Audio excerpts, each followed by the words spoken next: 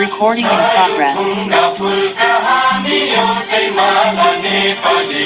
सार्वभौम फैलिएका मेची महाकाली सायोथुङ्गा फुलका हामी एउटै माला नेपाली सार्वभौम फैलिएका मेची महाकाली प्रकृतिका कोटि कोटि सम्पदाको आचला वीरहरूका राजधानी स्वतन्त्र अचला ज्ञान भूमि शान्ति भूमि तराई पहाड हिमाल अखण्ड यो प्यारो हाम्रो मातृभूमि नेपाल बहुजाति भाषा धर्म संस्कृति छ विशाल अग्रगामी राष्ट्र हाम्रो जय जय नेपाल।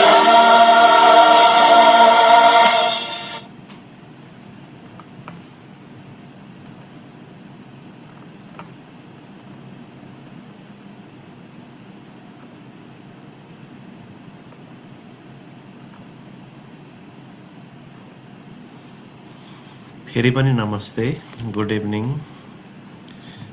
आइपुग्नु भयो त?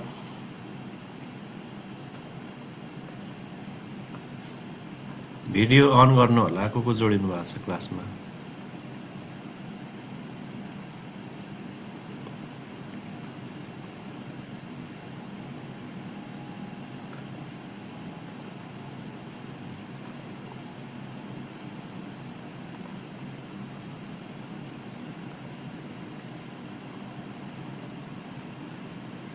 अन गरौँ सबैले।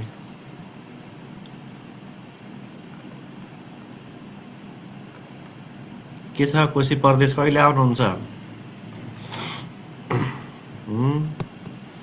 तपाईलाई हामी फेरि स्वागत गर्छौं। विराटनगरमा तपाईलाई स्वागत छ भन्छौं।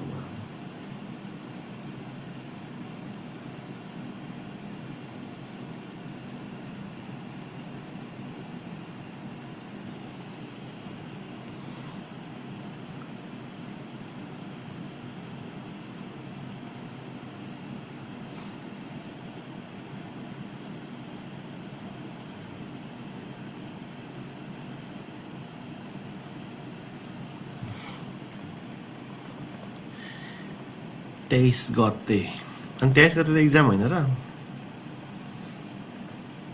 कि 24 गते हो?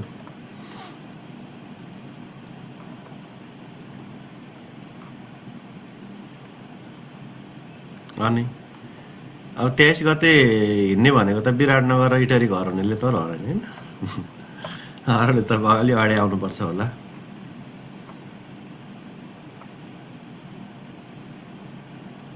कोशीको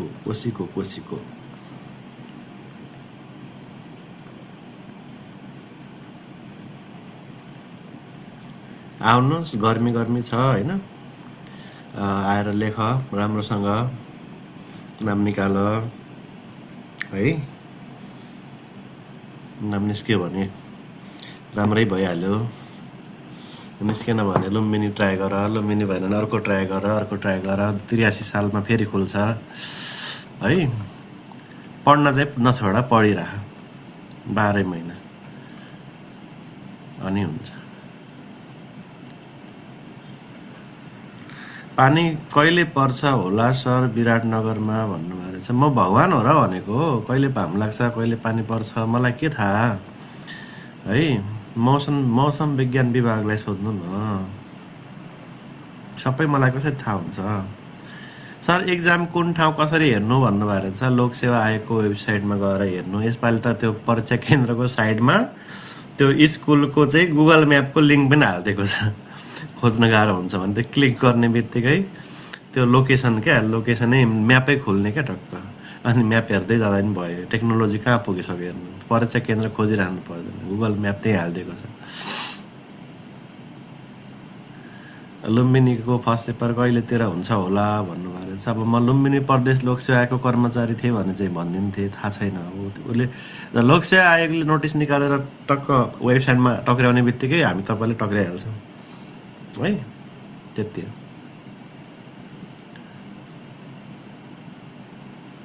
एउटै नामको स्कुल धेरै पनि छन्। गोगराहा गजेन्द्र नारायण खै के हो नामको नाम पनि पोखरिया भन्ने छ दुईटा स्कुल छ के अरे पोखरिया हैन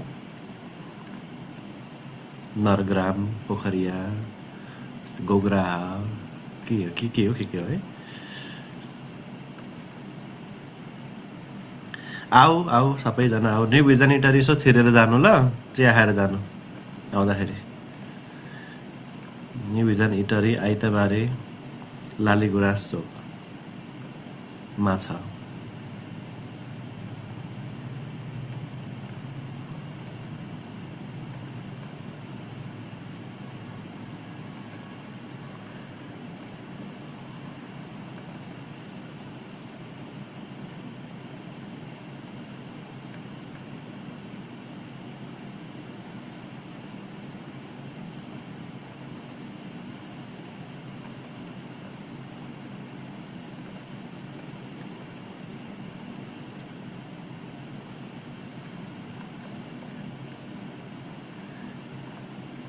कति नम्बर पुगेका छौँ हामी हिजो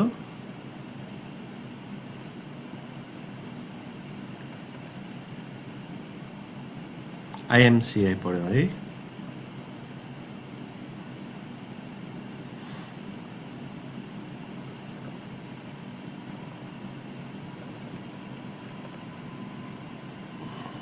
एघार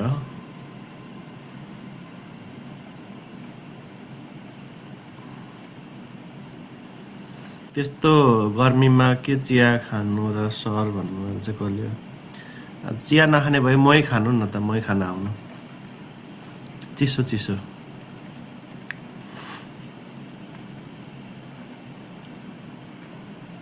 है त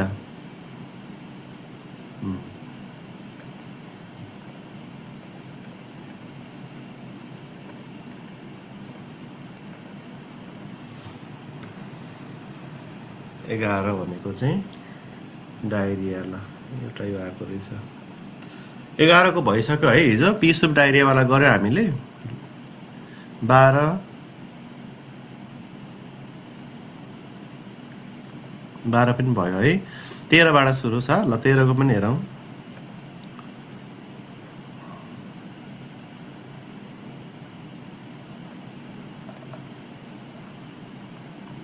आफै पढ्नु भयो त सबै एकचोटी 13 मा के छ 13 मा चाहिँ डिफाइन न्यूनेटल जन्डिस है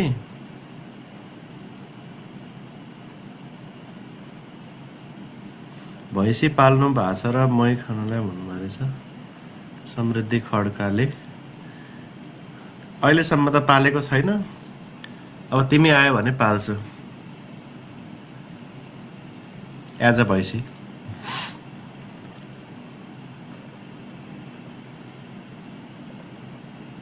है एउटा कुरा के बुझ्नु पर्यो भने दूध खानलाई चाहिँ भैँसी पाल्नु पर्दैन डेरीमा पनि किन्न पाइन्छ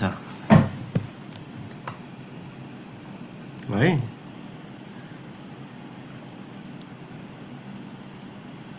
के बोल्या हो के बोल्या ए बहिनी के बोल्या के बोल्या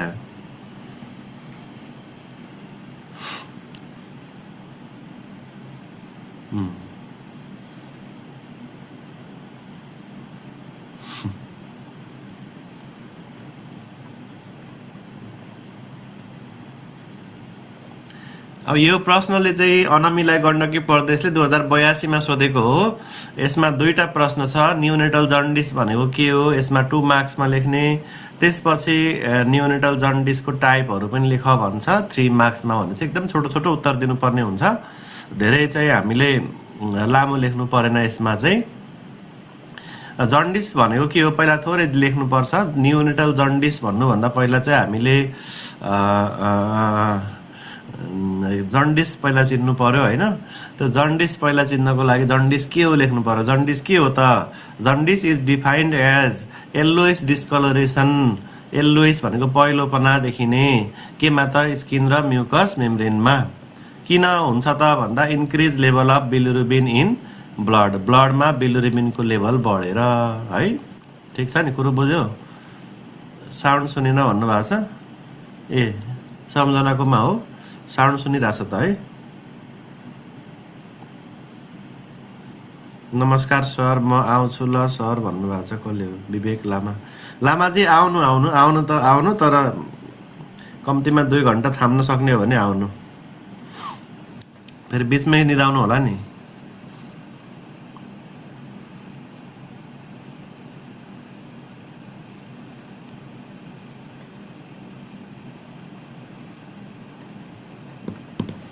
बुझ्नुभयो जन्डिस भनेको सबैलाई थाहा छ नि त्यही भएर पहिलो लाइनमा के लेखेको हो भन्दाखेरि पहिला त जन्डिस चिन्नु पर्यो नि त त्यसपछि नियोनेटल जन्डिसको कुरा आउँछ हामीलाई यहाँ डिफाइन नियोनेटल जन्डिस भन्छ नि त अब नियोनेटल जन्डिसको डेफिनेसन भन्दा पहिला चाहिँ जन्डिस के हो लेख्ने त्यसपछि लेख्ने कि अब त्यस्तो जन्डिस जुन चाहिँ 28 दिनभित्रको शिशुमा देखिन्छ त्यसलाई नै भनिन्छ नियोनेटल जन्डिस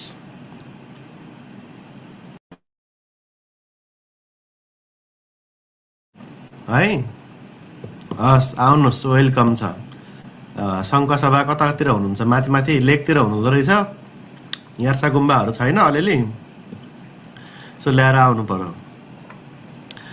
अनि नियोनेटल जन्डिस भनेको बुझ्यो त्यसपछि अब नियोनेटल जन्डिसको टाइप्सहरू चाहिँ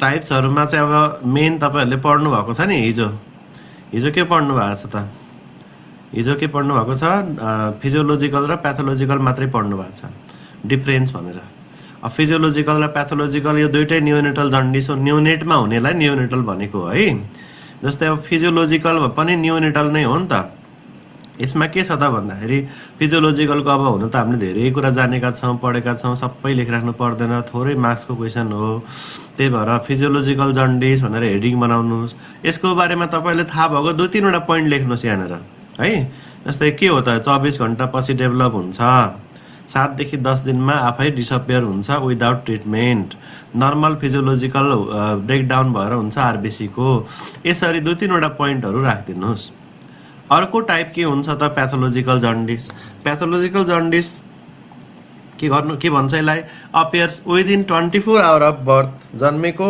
24 घण्टाभित्र यो देखिन्छ अथवा 14 दिन पछि डेभलप हुन्छ अचानक एकदमै धेरै छिटो तीव्र गतिमा चाहिँ जन्डिस बढ्छ यसमा यो सिभियर टाइपको जन्डिस हो फिजियोलोजिकल भन्दा सिभियर हो कारणहरू पनि 1-2 वटा लेखिदिनुहोस् हेर्नु यसरी अस्ति हामीले पढिसकेका छौँ हिजो क्लासमा यति लेख्ने फिजियोलोजिकल प्याथोलोजिकलको अलिअलि व्याख्या 2-3 लाइन लेख्नुहोस् त्यसपछि डिहाइड्रेसन जन्डिस पनि हुन्छ कहिलेकाहीँ जस्तै बच्चाले जन्डिस कस्तो हुन्छ भने बिलिरुबिनको एक्सक्रिसन पिसाबबाट दिशाबाट हुने हो बच्चाले चाहिँ फिडिङ गर्दैन पानी कम खाइदियो भने उसले पिसाब कम गर्छ अब पानी कम खाने बित्तिकै पिसाब कम हुने बित्तिकै बिलिरुबिन बढ्ने हुन्छ क्या त्यही भएर डिहाइड्रेसनले पनि बच्चालाई जन्डिस भएको हुनसक्छ एउटा डिहाइड्रेसन जन्डिस भन्छ त्यसलाई अथवा कहिलेकाहीँ स्टार्भेसन जन्डिस पनि भन्छ बच्चाले खाना खाइदिएन पानी खाइदिएन भने उसको पिसाबबाट दिशाबाट चाहिँ एक्सक्रिसन हुनु पर्थ्यो बिलिरुबिन हुँदैन अनि के हुन्छ जन्डिस देखिन्छ यो चाहिँ फर्स्ट विकमा कमनली देखिने हुन्छ यो पनि एउटा टाइप भइहाल्यो त्यसपछि अर्को चाहिँ ब्रेस्ट मिल जन्डिस भन्छ यो ब्रेस्ट मिल जन्डिस भनेको चाहिँ कस्तो हो भने ब्रेस्ट मिलमा चाहिँ केही केमिकलहरू अथवा इन्जाइमहरू सब्स्टेन्सहरू चाहिँ हुन्छन् जसले कहिलेकाहीँ के गर्न सक्छ भने बिलिरुबिनको मेटाबोलिजमलाई इनिबिट गरिदिने हुन्छ र बिलिरुबिनको मेटाबोलिजम इनिबिट हुने बित्तिकै जन्डिस देखिन सक्छ त्यसैले आमाको दुधमै केही त्यस्तो तत्त्वहरू हुन सक्छन् जसले चाहिँ जन्डिस गराउन सक्छ यो यदि ब्रेस्ट मिल जन्डिस हो भने त्यो चाहिँ आमाको दुध खान्छ बच्चाले जन्मिने बित्तिकै जन्मेकै दिनबाट खान्छ तर यो जन्डिस चाहिँ 4 देखि 7 दिन पछि हैन एभरेजमा 5-7 दिन पछि भनौँ न हैन दुध खान थालेको 5-7 दिन पछि चाहिँ ब्रेस्ट मिल जन्डिस पनि देखिने भयो लगभग कमन टाइपहरू यिनीहरू नै हो है नियोनेटल जन्डिसको टाइपहरू भनेको छ नि त यहाँ हेर्नु त state the types of neonatal jaundice भनेपछि यो जन्डिसहरू लेख्नु पर्यो है त बुझ्नुभयो अब कुरा यो क्वेसनको आन्सर लेख्न सक्नुहुन्छ नियोनेटल जन्डिस भनेको के हो र यसको चाहिँ टाइप्सहरू सोध्यो भने हामीले आन्सर दिन सक्छौँ है यो कुनै वर्डहरू इङ्ग्लिस भएर नबुझेको छ तपाईँहरूलाई भन्नुपर्ने बुझाइदिनु पर्ने कुनै लाइन हैन यो लाइनको चाहिँ मैले नेपालीमा बुझिनँ भन्नुहुन्छ भने सोध्नु होला है त्यस्तो पनि तपाईँलाई म उल्था गरिदिन्छु ल ठिक छ त्यसै अर्कोमा जाम त 14 मा 14 मा जाउँ है। What is the full form of Apgar score? Apgar स्कोरको फुल फर्म लेख भन्छ। त्यसपछि यो अब्गारबाट छुट्टिएर क्वेसन चाहिँ अब कतातिर गयो भन्दा जन्डिसतिर गयो है। अब यो प्रश्न हेर्नु त अलिक कस्तो कस्तो प्रश्न छ नि होइन, किनभने अब्गार स्कोरको फुल फर्म त ठिकै छ, लेखौँला 2 नम्बरमा, नो प्रब्लम। तर यहाँ के भनेको छ भने management of neonate with physiological jaundice है। फिजियोलोजिकल जन्डिसको म्यानेजमेन्ट लेख, कति मार्क्समा लेख्नुपर्ने छ? 8 नम्बरमा है। 8 नम्बरमा फिजियोलोजिकल जन्डिसको म्यानेजमेन्ट लेख्नु पर्यो। हेर्नु त अब खासमा फिजियोलोजिकल जन्डिसको म्यानेजमेन्ट के हो त थाहा छ तपाईँहरूलाई? हिजो के पढाएको थियो हामीले, सम्झिनु त। फिजियोलोजिकल जन्डिसको म्यानेजमेन्टमा के पढ्यौँ हिजो थाहा छ? युजुअली नो ट्रिटमेन्ट रिक्वायर्ड होइन, त्यही हो नि त। सामान्यतया ट्रिटमेन्ट नै चाहिँदैन भन्छ। तर लोकसेवाले के भन्छ फेरि? फिजियोलोजिकल जन्डिसको म्यानेजमेन्ट त्यो पनि 8 नम्बरमा लेख। अब 8 नम्बर भने चाहिँ त लामै लेख्नु पर्यो। त्यत्रो लामो जसको म्यानेजमेन्ट नै छैन होइन, हो कि होइन? 8 नम्बरमा छ जसको म्यानेजमेन्टै छैन, के लेख्ने त? लेख्नु त पर्यो होइन। अब के लेख्ने त भन्दाखेरि अलिअलि तानतुन पार्ने, गफ दिने होइन। अलि लामो लामो कसरी भयो भने त्यो उपन्यासहरू हुन्छ नि, साया के हुन्छ नि, इजोरिया, यस्तै भएको केही हुँदैन है। 2 जनाको लभ परेको हुन्छ होइन, उनीहरूकै लभ स्टोरी पुरै, अनि केही नै हुँदैन क्या, सानो चिज हुन्छ। अनि त्यसलाई चाहिँ अनि साना साना कुरा जोड्दै जोड्दै मोटो किताब बनाइदिएको हुन्छ यत्तिकै होइन। रुखको पात हल्लेकोदेखि लिएर टिङ्रिङ्ग घन्टी बज्यो, गाडीले हर्न पेप्या गरेर बजायो होइन होइन, चियाको चुस्की लिँदै मैले उनको कथा सुने, यस्तै यस्तै गफ दिँदै बनाएको क्या। अनि त्यस्तै बनाउने त हो नि अब यसमा पनि हामीले पनि केही न केही लेख्ने क्या, गफ दिने। अब गफ दिनलाई चाहिँ गफाडेको को हुनुहुन्छ त? सकिन्छ गफ दिन? तपाईँलाई अहिले यो आइएमसिए भन्दा बाहिरको टपिक मैले एउटा सानो राख्यो भने त्यो राख्नु पाएको हुँदैन। यहाँ चाहिँ गफहरूको फेरि लाइन लागिहाल्छ होइन। तर अब यहाँ चाहिने कुरामा गफ दिनु पर्यो भने कसैलाई पनि आउँदैन, आउँछ? ल इक्जाममा मानौ 5 नम्बरमा एउटा क्वेसन के आयो भने 5 नम्बरमा तपाईँ आफ्नो बारेमा लेख्नुहोस् भनेर आयो। आफ्नो बारेमा है, आफ्नो बारेमा लेख्नुहोस् भनेर दिए पनि तपाईँलाई चाहिँ सोचिरहनुहुन्छ क्या, मेरो बारेमा त सोध्यो, अब के लेख्ने त मेरो बारेमा? त्यही अलमल परिन्छ। कतिको त हालत त्यस्तो पनि छ है, गाह्रो गाह्रो छ अवस्था।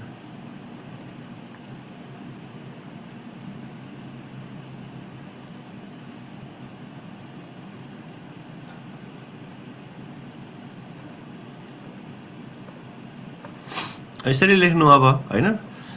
सुरुमा के गर्ने, जस्तै बच्चा आयो भने त्यो बच्चालाई के गर्नुपर्छ होला? पहिला जाँचबुझ गर्नु पर्यो होइन, साइन एन्ड सिम्टमहरू हेर्नु पर्यो है। एसेसमेन्टबाट सुरु हुन्छ नि त जे पनि, हिस्ट्री टेकिङ, फिजिकल एक्जामिनेसन भन्ने कुराहरू सबै के हो? एसेसमेन्ट है। एसेसमेन्ट भनेको अब एक्जामिनेसन गर्ने, जाँच्ने होइन, के छ सोध्ने, सबै एसेस गर, मूल्याङ्कन गर, बच्चाको कन्डिसन के छ हेर। सबै के हेर्नुहुन्छ एसेसमेन्टमा भन्दाखेरि अब फिजियोलोजिकल जन्डिस भएर आएको बच्चा छ भने हामीले त्यो फिजियोलोजिकल नै हो त एकचोटि कन्फर्म पनि गर्नु पर्यो। जस्तै केबाट गर्ने त भन्दाखेरि चेक अनसेट सोध्नु पर्यो। कसलाई सोध्ने? बच्चालाई।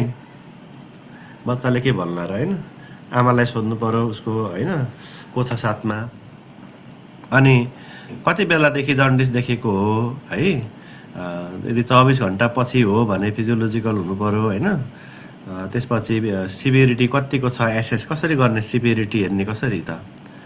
बच्चाको चाहिँ आँखामा अथवा बडीमा मात्रै पहिलो छ कि उसको चाहिँ हत्केला र खुट्टाको पैतालाहरूमा पनि पहिलो छ कि होइन, त्यो हेर्ने। अब पाम्स र सोल्समा पनि पहिलो छ भने त्यो चाहिँ सिभियर मानिन्छ है। अब पाम सोलमा छैन अरू पार्टमा छ भने अलिक कम सिभियर हुन्छ होइन, यो बुझ्यौ नि हामीले कुरा।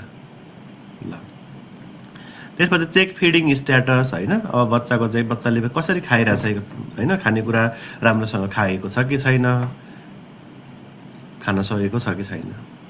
जेनरल कन्डिसन बच्चा अलर्ट छ कि एक्टिभ छ कि राम्रोसँग खाएको छ कि छैन सबै कुराहरू हेर्नु पऱ्यो। उसको चाहिँ वेट हेर्नु पऱ्यो है, युरिन स्टुल आउटपुट कस्तो छ, दिशा पिसाब गरेको छ कि छैन बच्चाले। यी सबै कुरा एसेसमेन्ट गरेपछि अब हामीले के गर्छौँ, आमालाई रिएस्युरेन्स गर्छौँ, आमालाई काउन्सिलिङ गर्छौँ। के काउन्सिलिङ गर्छौँ? Explain that physiological jaundice is normal in most newborns, अर्थात् फिजियोलोजिकल जन्डिस भनेको नर्मल हो, धेरै जस्तो बच्चाहरूको लागि नर्मलै मानिन्छ है, धेरै बच्चाहरूलाई हुन्छ, नर्मली हुन्छ भन्नु पर्यो। र यो केही उपचार नगरे पनि 7 देखि 10 दिनमा आफै हराएर जान्छ, त्यही भएर हात्तिनु पर्दैन। र घरमा तपाईँले के गर्नु पर्यो अरे, बिहानको कलिलो नपोल्ने घाममा बच्चालाई 1-2 घन्टा जति नाङ्गै राखिदिनुहोस् है। योले चाहिँ के गर्छ भन्दा बिलिरुबिनको एब्जर्प्सनको लागि बिलिरुबिन कम हुँदै जान्छ घाममा, बिहानको कलिलो घाममा राख्ने, यो कुराहरू भन्नु पर्यो। त्यसपछि इन्स्योर एडुकेट फिडिङ, बच्चाले पर्याप्त फिडिङ गरेको छ कि छैन भनेर सुनिश्चित गर्नुहोस्। आमालाई इन्करेज गर्नुहोस्, एक्सक्लुसिभ ब्रेस्ट फिडिङको लागि इन्करेज गर्नुहोस्। कम्तीमा 1 दिनमा 10 देखि 12 पटक जति फिडिङ गराउने होइन भन्ने कुरा सिकाउनु पर्यो। र राम्रोसँग फिडिङ गर्यो बच्चाले भने के हुन्छ, जति फिडिङ गर्यो त्यति उसको के हुन्छ, दिशा पिसाब हुन्छ। र जति धेरै दिशा पिसाब गर्छ त्यति नै बिलिरुबिन उसको कम हुन्छ। त्यसपछि अरू मोनिटरिङ गर्ने, के मोनिटर गर्ने त भन्दा बच्चाको चाहिँ जन्डिसको प्रोग्रेस के छ त, टाउकोदेखि खुट्टासम्म हेर्नुहोस् कता कता फैलिएको छ। अभाइलेबल छ भने हामीले ल्याब टेस्टमा ल्याबमा पठाइदिने, सेरम बिलिरुबिनको लेभल कति छ भनेर जाँच गर्ने ल्याबमा। र डेन्जर साइनको वाच गर्ने, खतराका चिन्हहरू छन् कि छैनन्, पुवर फिडिङ भएको, बच्चाले फिडिङ गर्न नसकेको, लेथार्जिक सुस्त भएको छ कि, अत्याधिक बच्चा रोकोरोइ गरेको छ कि होइन, यी सबै कुराहरू मोनिटर गर्ने। लास्टमा एउटा के त फलोअप र डिस्चार्ज एडभाइस पनि दिनु पर्यो होइन। फलोअपमा चाहिँ के भन्नुभयो, रेगुलर फलोअप गर्नुपर्ने कुरा है। जन्डिस अब रिजल्भ भयो कि भएन त है, हरायो कि हराएन थाहा पाउनुलाई के गर्नु पर्यो, उसलाई फलोअपमा बोलाउनु पर्यो है। र रिफर पनि गर्नुपर्छ नि त कहिलेकाहीँ होइन। रिफर चाहिँ कस्तो बेला गर्ने भन्ने कुरा छ, रिफर त गर्नुपर्छ तर कस्तो बेला भने यदि जन्डिस चाहिँ वर्सन्स भनेको झन् धेरै सिभियर हुँदै गयो भने, त्यसपछि बेबी बिकम्स लेथार्जिक, बच्चा सुस्त भयो भने है। त्यसपछि पुवर फिडिङ डेभलप्स, बच्चाको चाहिँ फिडिङ चाहिँ पुवर हुन थाल्यो, राम्रोसँग फिडिङ गर्न थालेन। त्यसपछि जन्डिस चाहिँ 14 दिनसम्म पनि निको भएन, 14 दिन भइसक्यो रिकभर भएन भने पनि रिफर गर्ने भनेपछि यो कन्डिसनमा चाहिँ के गर्नु पर्यो, रिफर गर्ने। अब यो कन्डिसन आएन भने बेला बेला फलोअप गर्दै गर्ने, बच्चालाई मोनिटरिङ गर्दै गर्ने है, फिडिङमा ध्यान दिने, आमालाई रिएस्युरेन्स गर्ने र सुरुमा एसेसमेन्ट गर्ने। भयो त आन्सर होइन, 8 नम्बरको भएन त, मिलिहाल्यो त, यसरी लेख्दै जानु। केही नहुँदा पनि लेख्न मिल्ने रहेछ नि त होइन, गफ जसको आन्सरै छैन। खासमा के हो त यसको, फिजियोलोजिकल हो नि त होइन। फिजियोलोजिकल भएपछि के हुनु पर्यो, नो ट्रिटमेन्ट हो नि त यसको। तर पनि हामीले लेख्ने हो भने चाहिँ यस्तो सानोतिनो कुराहरू मिलाइ लेख्यो भने अलि 8 नम्बरको मार्क्समा आन्सर लेख्न सकिने रहेछ। कुरो बुझ्यो अब सबैजनाले। अर्को पनि हेरौँ, तपाईँहरूले कसैले सल्भ गर्नुभएको थियो यो पिडिएफ पाउनुभन्दा अगाडि? गरेको छैन नि, के गर्नुहुन्थ्यो त तपाईँहरू? भ्याइ नभ्याइ छ होइन, खालि मोबाइलमा लिपेको पोतेको मात्रै गर्नुहुन्छ, तलमाथि साह्रो रिल हेऱ्यो, टिकटक हेऱ्यो, बस्यो अनि भइहाल्यो। लेख्नुपर्छ, ठिकै छ, यो पटक लेख्नु भएन, इक्जाम आइहाल्यो। अब अर्को पटक चाहिँ अलि विचार गर्नु पर्यो है त, अलि बेलैमा लेख्नुपर्छ, प्र्याक्टिस अलि राम्ररी गर्नुपर्छ है। सर केही सोध्न मन छ, सोध्नुहोस्, अनुमति छ।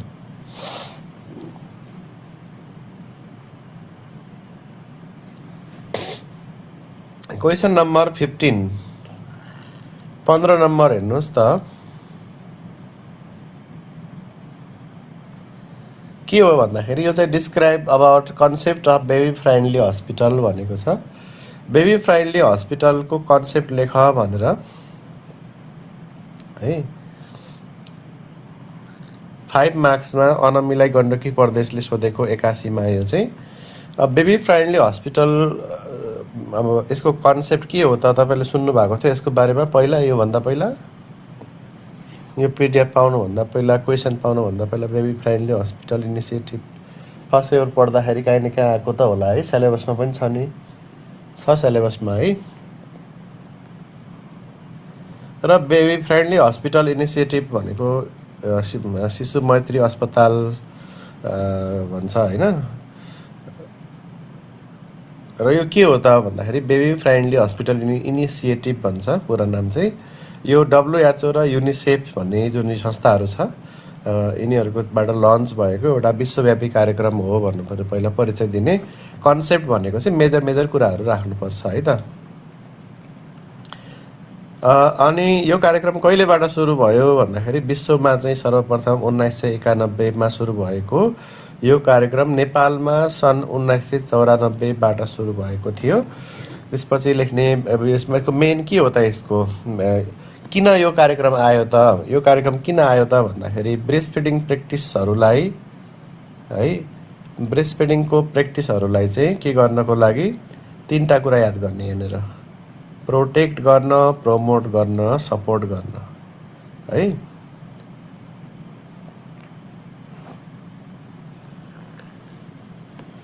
ब्रेस्ट फिडिङको प्र्याक्टिसहरूलाई प्रोटेक्ट गर्न प्रमोट गर्न र सपोर्ट गर्नका लागि यो कार्यक्रमको सुरुवात भएको थियो। यस कार्यक्रमको मुख्य 2वटा गोलहरू छन् है मुख्य 2टा गोलहरू छन्। त्यो 2टा गोलहरू के हो त के हो त 1 नम्बर गोल के हो हस्पिटल तथा म्याटर्निटी वार्डहरूमा सक्सेसफुल ब्रेस्ट फिडिङको कतिवटा स्टेप हुन्छ यो फर्स्ट पेपरमा सोध्छ कहिलेकाहीँ है। यो बेबी फ्रेन्डली हस्पिटलको कन्सेप्ट अनुसार सक्सेसफुल ब्रेस्ट फिडिङको स्टेप कतिवटा हुन्छ 10 वटा स्टेप हुन्छ है त। 10 वटा स्टेपहरूको कार्यान्वयन गर्ने है हस्पिटल तथा म्याटर्निटी वार्डहरूमा ब्रेस्ट फिडिङ सक्सेसफुल ब्रेस्ट फिडिङको 10 वटा स्टेपहरू कार्यान्वयन गर्ने है। अर्को के छ त हस्पिटल तथा म्याटर्निटी वार्डहरूमा आमाको दुधलाई प्रतिस्थापन गर्ने खाना इङ्ग्लिसमा के भन्छ यसलाई आमाको दुधलाई प्रतिस्थापन गर्ने खाना यसलाई इङ्ग्लिसमा चाहिँ ब्रेस्ट मिल्क सब्स्टिट्युट्स भन्छ है। भनेको फर्मुला मिल्कहरू भनेर बुझ्नु पर्यो। र यस्तो फर्मुला मिल्कहरूलाई निशुल्क वा न्यून शुल्कमा दिने अभ्यासमा रोक लगाउने है। वार्डमा म्याटर्निटी वार्ड र हस्पिटलमा बच्चाहरूलाई निशुल्क पनि दिन मिलेन र न्यून शुल्कमा पनि यस्तो प्रतिस्थापन गर्ने खानाहरू चाहिँ अथवा फर्मुला मिल्कहरू चाहिँ रोक लगाउने भन्ने चाहिँ मेन 2टा गोलहरू हो। अब यो 2टा गोलको लागि चाहिँ यसको के छ त भन्दाखेरि उद्देश्यहरू पनि छन्। यो कार्यक्रमको उद्देश्यहरू पनि छन्। के उद्देश्यहरू छन् त भन्दाखेरि हेर्नु त यसको उद्देश्यहरू के हो त भन्दा स्तनपानको संरक्षण प्रवर्धन र सहयोग गर्नु। संरक्षण भनेको के हो प्रोटेक्ट प्रमोट र अर्को चाहिँ सपोर्ट है। प्रोटेक्ट प्रमोट सपोर्ट संरक्षण प्रवर्धन र सहयोग भन्ने कुरा अघि पनि आएको थियो नि माथि आएको थियो काहीँनिर संरक्षण प्रवर्धन र सहयोग भनेर माथि आयो नि सुरुमै कहाँ आयो त ब्रेस्ट फिडिङ प्रोसेस प्र्याक्टिसलाई प्रोटेक्ट भनेको संरक्षण प्रवर्धन र सहयोग भनेको यही हो नि त इङ्ग्लिसमा है। प्रोटेक्ट प्रमोट सपोर्ट गर्नका लागि यो कार्यक्रम आएको हो होइन।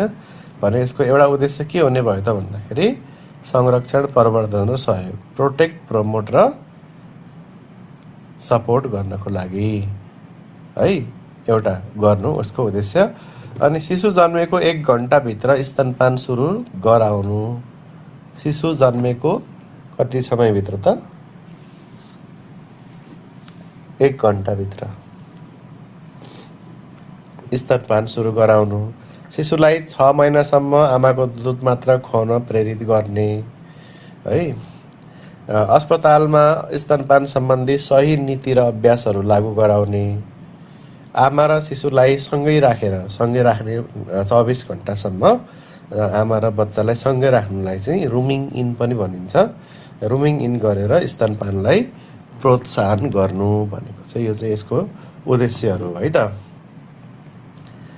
यो उद्देश्य हो। त्यसपछि अरू के लेख्नु पर्यो हामीले अब यसको त्यसैले आर्थिक वर्ष 2080-81 सम्म देशका भनेको नेपालका 64 वटा अस्पतालहरूमा चाहिँ यो कार्यक्रम यो अभ्यास चाहिँ लागू भइसकेको छ।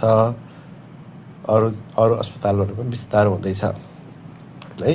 64 अस्पतालहरूमा चाहिँ यो कार्यक्रम लागू भएको अवस्था छ। त्यसैले ब्रेस्ट फिडिङ तथा बेबी फ्रेन्डली प्र्याक्टिसको माध्यमबाट मातृ तथा नव शिशु स्वास्थ्यमा सुधार ल्याउनु यो कार्यक्रमको अवधारणा रहेको छ। यो कार्यक्रमको मेन कन्सेप्ट के भयो त? त्यसको अर्थ यो कार्यक्रम बेबी फ्रेन्डली प्र्याक्टिस भनेको त्यो माथिको सबै अब्जेक्टिभवाला प्र्याक्टिसहरूको माध्यमबाट आमा र शिशुको स्वास्थ्यमा सुधार ल्याउनु, ब्रेस्ट फिडिङको माध्यमबाट आमा र शिशुको स्वास्थ्यमा सुधार ल्याउनु यसको मेन के हो त? कन्सेप्ट हो भनेर लेख्छौँ है। आएको थियो नि गण्डकीमा। तपाईँहरू को जानुभएको थियो यो पटक इक्जाम दिँदाखेरि?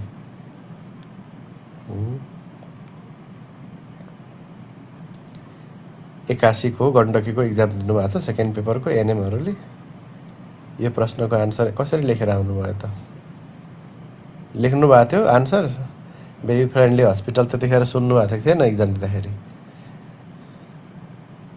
यसरी लेख्नु भएको थिएन? यसरी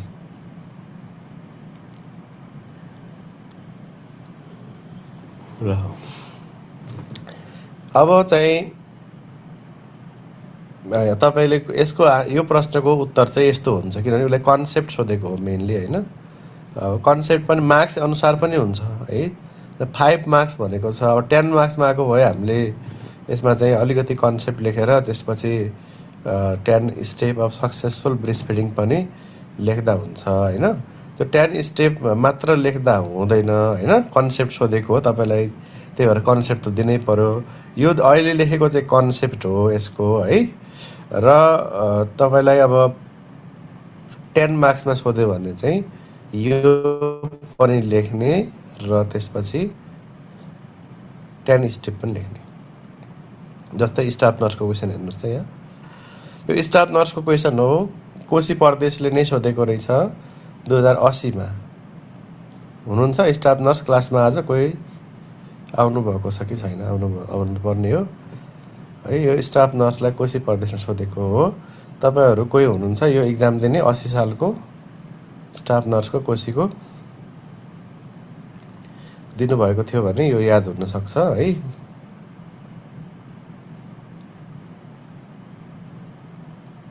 के छ साउन्ड ठिक छ नि? केही काटिएको छैन? मेरो आवाज सुन्दै हुनुहुन्छ? ल सेम कुरा त्यही यो स्टाफ नर्सको भएर इङ्ग्लिसमा छ सेम होइन। कन्सेप्ट दिनुहोस्, अब्जेक्टिभ लेख्नुहोस् है। यो थोरै कन्सेप्ट लेखेपछि यो 10 step of successful breast feeding लेखिदिनुहोस्, किनभने यो चाहिँ 10 मार्क्सको क्वेसन हो। 10 मार्क्समा आयो भने चाहिँ के गर्नु पऱ्यो? अब कन्सेप्ट मात्रै लेख्दाखेरि थोरै कन्टेन्ट हुन्छ, त्यसमा चाहिँ 10 स्टेप पनि थपिदिनु भयो भने यो पनि तपाईँले राख्न मिल्यो। ठ्याक्कै भयो आन्सर। तर 5 मार्क्समा आउँदाखेरि अघि जति लेखिदिएको छ नि यहाँनिर माथि, यो चाहिँ अनामीलाई सोधेको भएर अलि नेपाली इङ्ग्लिस मिक्स छ है। स्टाफ नर्सलाई सोधेको भएर अलि इङ्ग्लिसमै छ।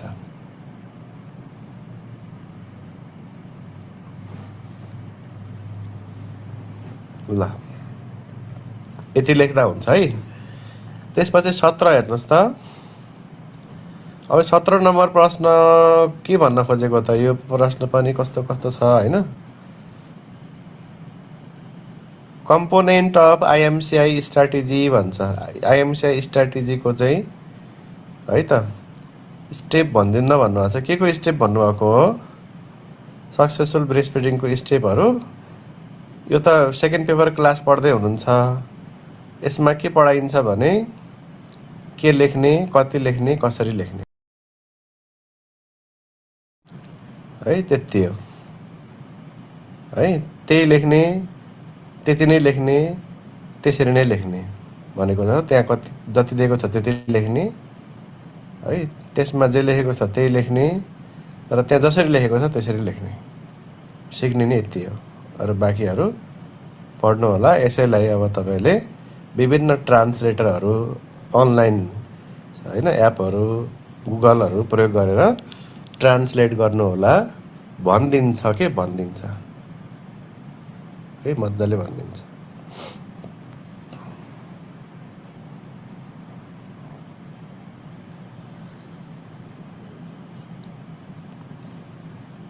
यो 17 ले चाहिँ त्यही अब यो के भन्छ भने आइएमसीआई स्ट्राटेजीको कम्पोनेन्ट भनेको छ सायदै यो तपाईहरुले पहिला सुन्नु भएको थिएन होला मैले पनि यो प्रश्न चाहिँ सुनेको थिइन है अहिलेसम्म यो यो छ नि यो आइएमसीआई स्ट्राटेजीको पनि कम्पोनेन्ट अरे कम्पोनेन्ट अफ आइएमसीआई स्ट्राटेजी भनेर सोधेको छ नि तपाईलाई यो 5 मार्क्समा सोधेको छ अब यो आइएमसीआई स्ट्राटेजीको कम्पोनेन्ट भनेर यो भन्दा पहिला त्यस्तो ठ्याक्कै पढेको अवस्था थिएन मैले पनि पढाएको थिएन यो चाहिँ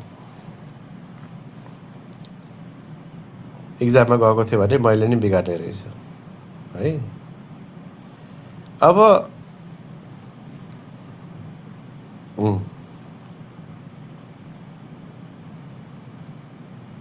खोज्दा खोज्दा खोज्दा गरेपछि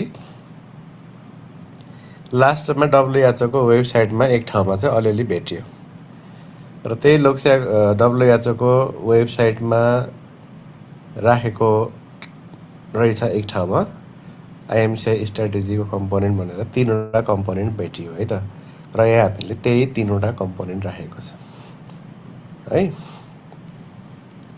यो नयाँ प्रश्न हो हाम्रो लागि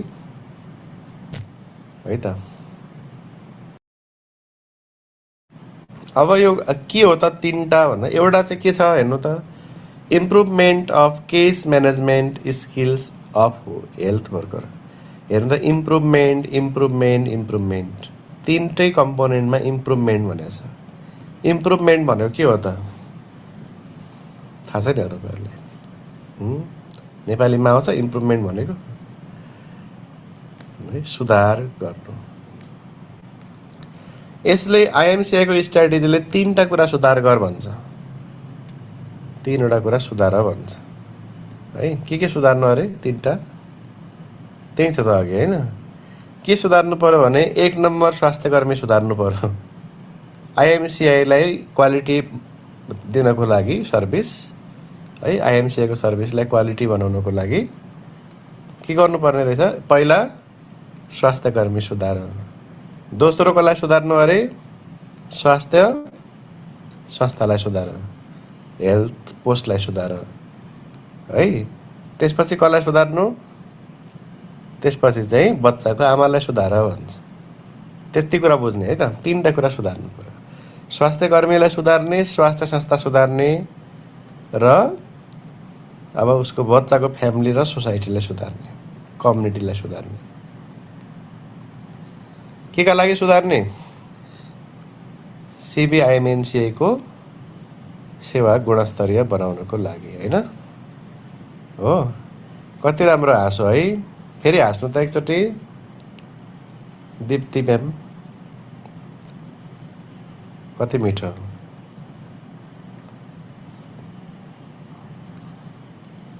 अहिले हाँस्नु पर्सि रुनुहुन्छ फेरि त्यही भएर सुन्नु है त एकछिन यताउता ध्यान नदिनु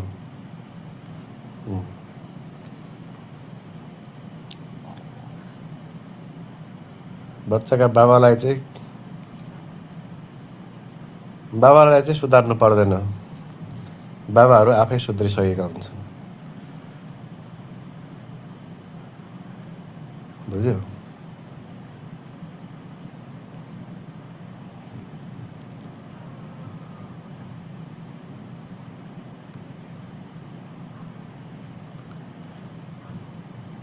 के सुधार्नु पर्ने अरे स्वास्थ्यकर्मी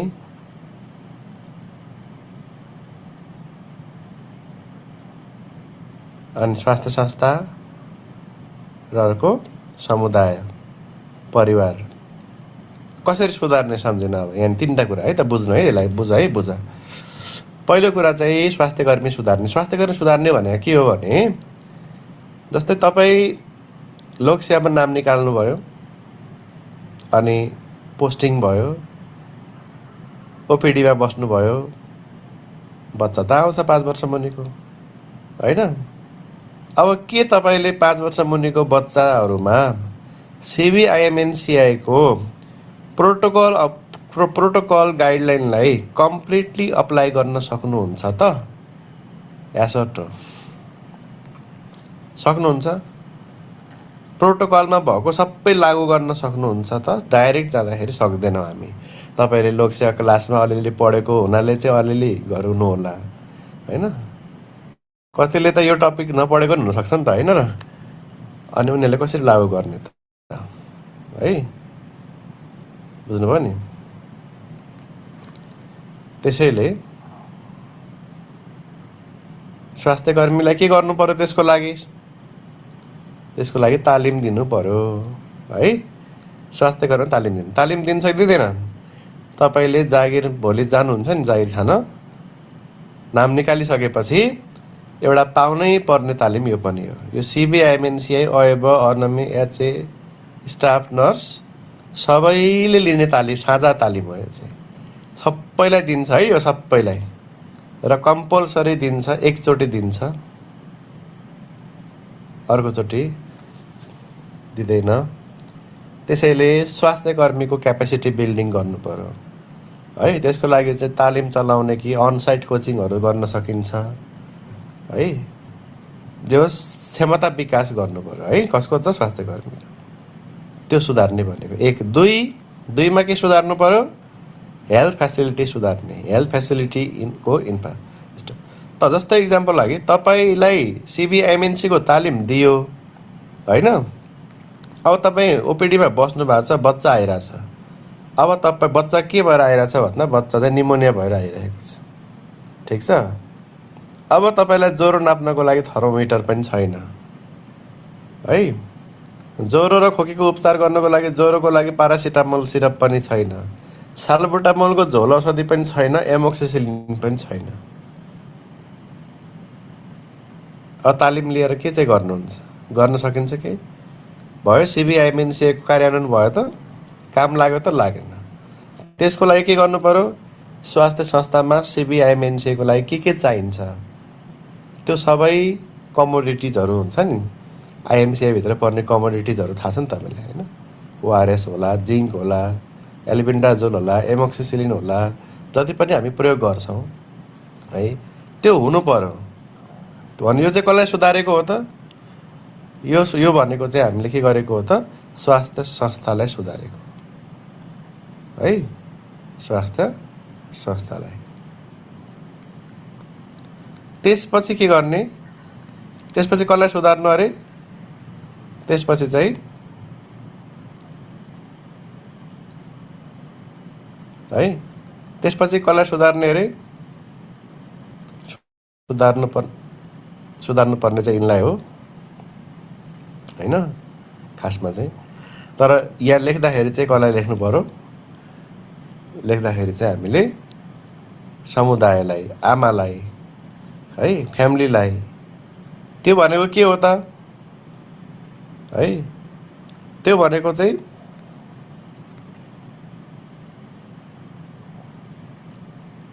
बच्चालाई कसरी घरमा स्याहार गर्नुपर्ने रहेछ हैन खतराका चिन्ह के हुन सक्छन् बच्चा बिरामी हुँदाखेरि कहाँ लाने चलन छ बच्चालाई डायरिया र निमोनिया भयो भने माताकोमा लगेर फुकाउने चलन छ कि है त्यो सबै कुरा सुधार्ने है त्यो चाहिँ कसलाई सुधार्नु पर्यो फ्यामिली कम्युनिटीलाई है सरसफाइ मेन्टेन गराउने बच्चालाई चाहिँ डायरियल डिजिजबाट एआरआईबाट कसरी प्रिभेन्ट गर्न सकिन्छ भन्ने कुरा सिकाउने है औषधिहरू दिएको औषधिहरू कसरी प्रयोग गराउने औषधिको युजहरू मेडिसिन युज गर्दाखेरि कसरी युज गराउने यो सबै कुराहरू सुधार्ने भनेपछि बुझ्नुभयो नि के सुधार्नु पर्यो त 3टा कुरा कुरो बुझ्यो त्यही हो स्ट्र्याटेजी सिबिआइएमएनसिआईको स्ट्राटेजी भनेको 3टा कुरामा इम्प्रुभमेन्ट ल्याउने है त। ल same improvement of case management skill of health worker, स्वास्थ्य कर्मीको केस म्यानेजमेन्ट सम्बन्धी सिपलाई सुधार गर्नु, त्यसको लागि क्लिनिकल कम्युनिकेसन, क्लिनिकल स्किल मात्र भएर हुन्छ आइएमसिआईमा? क्लिनिकल रोग उपचार गर्न औषध दिन जानेर मात्र भएन, कम्युनिकेसन स्किल पनि चाहिन्छ। किनभने सिबिआइएमएनसिआईको 50% भन्दा बढी काम चाहिँ काउन्सिलिङै हुन्छ होइन त। औषधिको रोल कति हुन्छ सिबिआइएमएनसिआईमा? औषधि भनेको त एकदमै कम छ है। धेरै रोल के को छ त? पढ्नु भएको छ कि छैन गाइडलाइन? आमालाई सिकाउनुहोस्, आमालाई बताउनुहोस्, आमालाई परामर्श दिनुहोस्, यसो सिकाउनुहोस्, कतिचोटि लेखेको छ भनेपछि धेरै काम चाहिँ हरेक कन्डिसनमा जुनसुकै इलनेस भए पनि काउन्सिलिङ चाहिँ एकदमै फोकस गरेको छ। यहाँ काउन्सिलिङलाई नै फोकस गरेको छ। अझ हरियो वर्गीकरणमा पर्नेहरूमा त झन् के लेख्नु गर्नुभएको छ हरियोमा? हरियोलाई के गर्छौँ? काउन्सिलिङ त गर्छौँ धेरै होइन। हरियोलाई काउन्सिलिङ त सबैलाई गर्छौँ, तर काउन्सिलिङ मात्र गर्ने मेनली कसलाई हो त? हरियोलाई। पहिलोलाई हामी उपचार गर्छौँ, काउन्सिलिङ पनि गर्छौँ। रातोलाई काउन्सिलिङ गर्दै रिफर गर्छौँ है। रातो भनेको रिफर हुन्छ जहिले पनि। पहिलो भनेको हामीले व्यवस्थापन गर्छौँ, काउन्सिलिङ पनि गर्छौँ है। हरियोमा ट्रिटमेन्ट खासै चाहिँदैन, काउन्सिलिङ मात्रै गर्छ। त्यसैले धेरै कम्युनिकेसनको स्किल पनि चाहिन्छ। सिबिआइएमएनसिआईमा अब तपाईँलाई एमोक्सिसिलिनको डोज थाहा भएर मात्र भएन, बच्चाको आमालाई चाहिँ प्रोपरली काउन्सिलिङ गर्न सक्ने क्षमता हुनुपर्छ है। त्यही भएर के गर्ने भन्दा हेल्थ वर्करको दुईटै कुरा इम्प्रुभ गराउने। दुईटै कुरा भनेको एउटा क्लिनिकल स्किल, दोस्रो कम्युनिकेसन स्किल, दुवै खालको स्किल इम्प्रुभ गराउने। त्यसपछि दोस्रो स्ट्राटेजी इम्प्रुभमेन्ट अथवा स्ट्रेन्थेनिङ गर्ने, सुधार गर्ने वा सुदृढीकरण गर्ने हेल्थ सिस्टमलाई कसरी गर्ने त? रिफरल सिस्टम राम्रो बनाउने है। रिफरल सिस्टम, त्यसपछि औषधि उपकरणहरू हुनु पर्यो है। बेला बेलामा चाहिँ सुपरभिजन मोनिटरिङ गर्नु पर्यो। कसरी चाहिँ सेवा दिइरहेछन् त हाम्रा स्वास्थ्यकर्मीले, प्रोटोकललाई राम्रोसँग फलो गर्न जानेका छन् कि छैनन्, अनुगमन गर्ने। तेस्रो अब फ्यामिली कम्युनिटीलाई सुधार्ने, फ्यामिली कम्युनिटीको हेल्थ सम्बन्धी प्र्याक्टिस सुधार्ने है। उनीहरूले कसरी होम केयर, घरमा बच्चाको स्याहार कसरी गरिरहेका छन् त? के खान दिइरहेछन्, के खान दिएका छैनन्, जङ्क फुड दिएका छन् कि छैनन् बच्चालाई, हाइजिन कतिको मेन्टेन गरेका छन्, सबै कुराहरूको सुधार गर्नु पर्यो।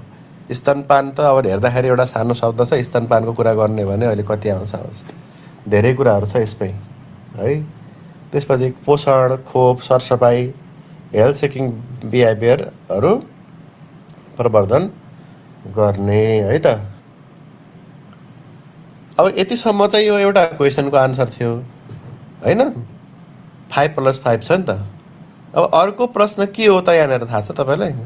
अर्को प्रश्न के हो भने as a health assistant how would you apply IMCI in your daily practice to reduce child mortality and morbidity है। बच्चाहरूको अब मोर्टालिटी मोर्बिडिटी घटाउनको लागि यो त नलेख्दा पनि केही फरक पर्दैन थियो हामीलाई, किनभने आइएमसिआई भनेको यसकै लागि हो होइन।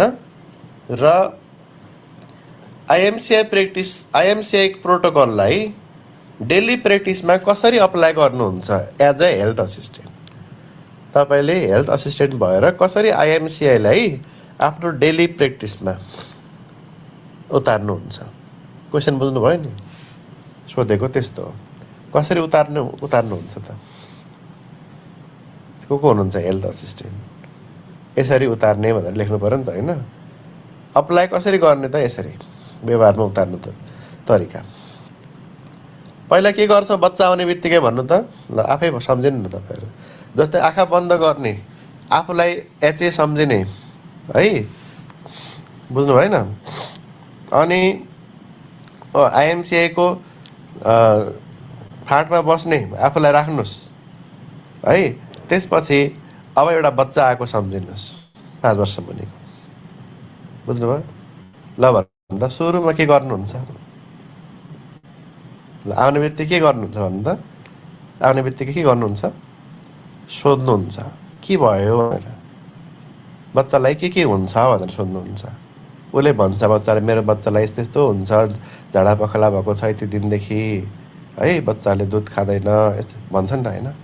त्यसपछि तपाईँले जाँच्नुहुन्छ है, जाँच्नुहुन्छ के जाँच्नुहुन्छ? बच्चा सुस्त बेहोस केही छ कि, है बच्चामा कन्भल्जनहरू थियो कि थिएन, अरू कुनै होइन डेन्जर साइनहरू, कानको अवस्था के छ, छातीको अवस्था के छ, कोखा हानेको छ कि छैन, सबै कुरा जाँच्नुहुन्छ हो, सोध्नुहुन्छ अनि जाँच्नुहुन्छ। यो समग्रमा यसलाई के भनिन्छ? एसेसमेन्ट गर्नुहुन्छ, होइन?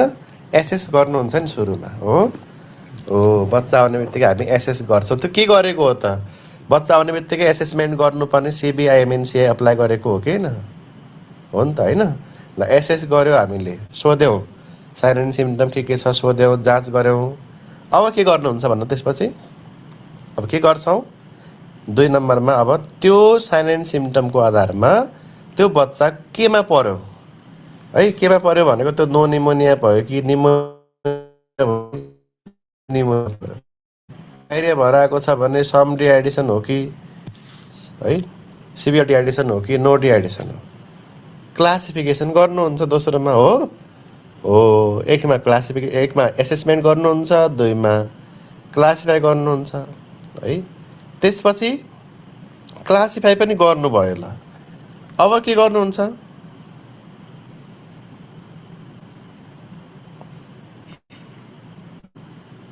अब म्यानेजमेन्ट गर्नुहुन्छ। नेट अलिक स्लो भइरहेछ है, के छ? साउन्ड सुनेको छ? अलि काट्यो भने भन्नु होला है। म्यानेजमेन्ट गर्नुहुन्छ। ल 3मा म्यानेजमेन्ट गर्नुहुन्छ। अहिले ठिक छ?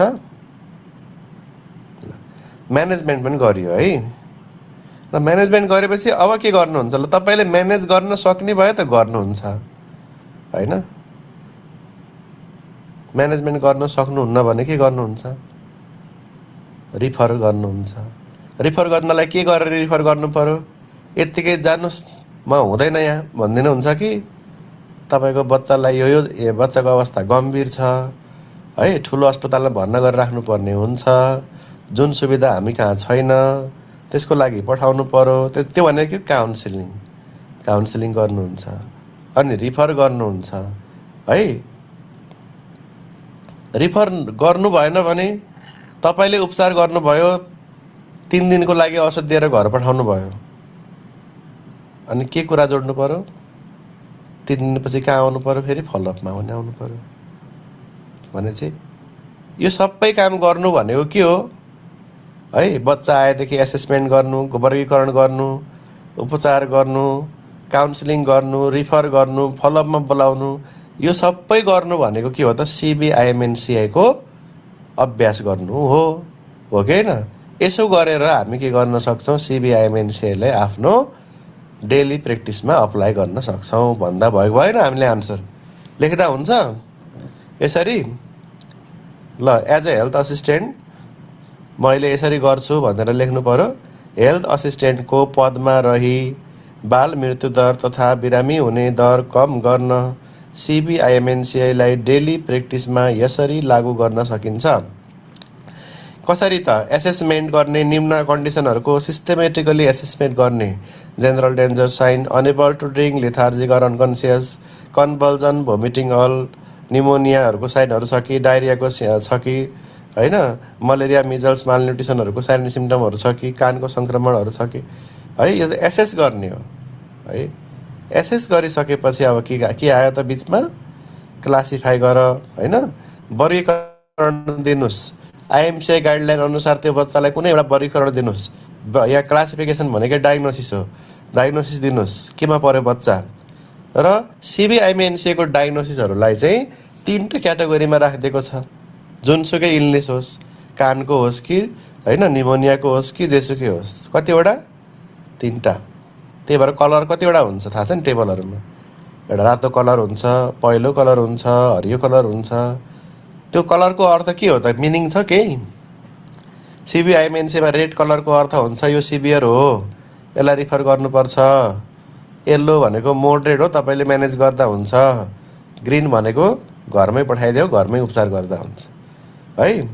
ग्रिनलाई घरमै उपचार गर्ने तर मोनिटरिङ गर्ने बेला बेलामा फलोअपको लागि चाहिँ बोलाउने काउन्सिलिङ, होम केयर। पहिलो भनेको तपाईँले गर्ने केयर, रातो भनेको तपाईँले रिफर गर्ने अवस्था हो भनेर बुझ्नु पऱ्यो है, सिभियर कन्डिसन हो। यसरी चाहिँ तीनवटा क्याटेगोरी छुट्याएको हुन्छ, रेड, येल्लो र ग्रिन है। सिभियरिटीका आधारमा तीनवटा कलर कोडिङ सहित क्लासिफिकेसन गरिन्छ। त्यसपछि के गर्छौँ हामी, प्रोभाइड एप्रोप्रिएट ट्रिटमेन्ट, बच्चालाई उपयुक्त उपचार दिने, कुन वर्गीकरण परेको छ त्यो अनुसार म्यानेजमेन्ट गर्ने। अब त्यसमा बच्चालाई अब त्यो चाहिँ डायग्नोसिस अनुसार वर्गीकरण अनुसार फरक पर्न सक्छ। उदाहरणको लागि ओआरएस जिङ्क दिने हुनसक्छ है, एप्रोप्रिएट एन्टिबायोटिक दिनुपर्ने अवस्था हुनसक्छ, साल्बुटामोलहरू दिनुपर्ने हुनसक्छ है। यस्तो के छ होइन, त्यो सबै चाहिँ म्यानेजमेन्टभित्र आयो। त्यसपछि म्यानेजमेन्ट मात्र गरेर भएन, परामर्श इम्पोर्टेन्ट, काउन्सिलिङ त गर्नु पऱ्यो। के काउन्सिलिङ गर्ने त, ब्रेस्ट फिडिङको गर्नुहुन्छ होला है। 6 महिनापछि बच्चालाई पूरक खाना, थप खाना कसरी खुवाउने, होम केयर कसरी गर्ने बच्चालाई घरमा, मेडिसिनहरू कसरी प्रयोग गर्नुपर्ने हो, खतराका चिन्ह के हुन सक्छन्, कहिले फलोअपमा आउने, यी सबै कुरा हामीले परामर्श दिन्छौँ। र तपाईँले नसक्ने रहेछ भने के गर्नुहुन्छ, गम्भीर अवस्थाको बिरामी शिशुलाई केन्द्रमा रिफर गर्नुहुन्छ होला। त्यो बाहेक अब हामी के गर्छौँ त, प्रिभेन्सनलाई पनि ध्यान दिन्छौँ।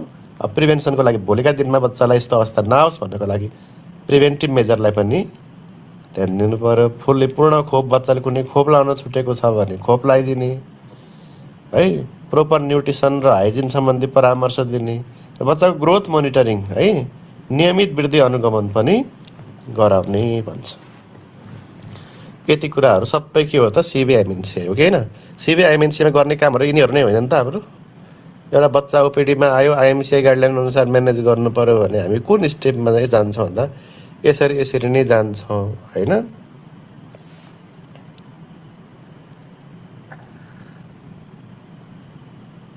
यो चाहिँ स्टेप अफ सिबिआइएमएनसिआई भनेर त होइन, यो चाहिँ कसरी अप्लाई गर्ने भन्ने प्रश्नको उत्तर हो है। सिबिआइएमएनसिआईलाई कसरी प्र्याक्टिसमा अप्लाई गरिन्छ भन्दाखेरि यसरी गरिन्छ भनेको स्टेपहरूको लागि तपाईँहरूले हिजो क्लासमा पढ्नु भएको छ है। त्यो चाहिँ गाइडलाइन भनेको छ नि त, गाइडलाइनको सुरुमा छ, स्टेपहरू चाहिँ हिजो भएको छ, त्यही हो स्टेपहरू चाहिँ।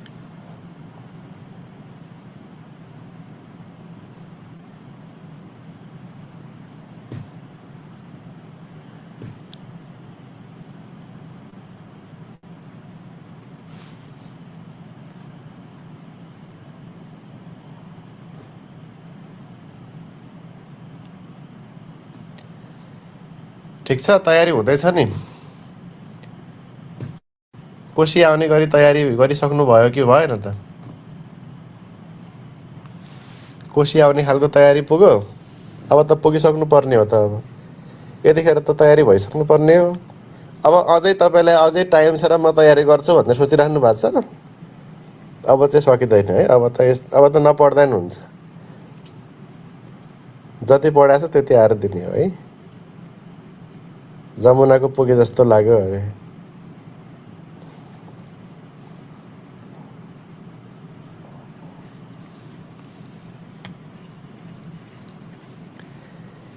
अब यिनको त गण्डकी लाइन पुगेन, कोशी लाइन पुगेन, अब लुम्बिनीलाई के पुग्ला र, खै पुग्छ कि अब हेरौँ, आश गरौँ, त्यतिखेर थाहा हुन्छ। जति पढे नि पुगे जस्तो लाग्दैन मलाई त भन्नुभएको छ, त्यस्तो लाग्छ।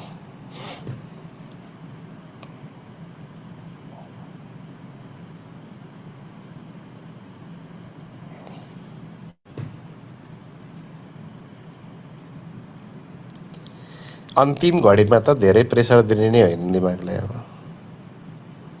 है। एकदमै दोहोरिने प्रश्न र सजिलो कुरा पनि तपाईँ भुलिराख्नु भएको छ भने त्यसलाई मात्रै याद गर्नु। जुन इम्पोर्टेन्ट हो तर तपाईँले चाहिँ बिर्सिराख्नु भएको छ, भेरी इम्पोर्टेन्ट हो तर तपाईँलाई त्यो याद गर्न गाह्रो भइरहेको छ भने त्यसलाई मात्रै फोकस सुपरफिसियली जाने डिपमा जाँदैन जाने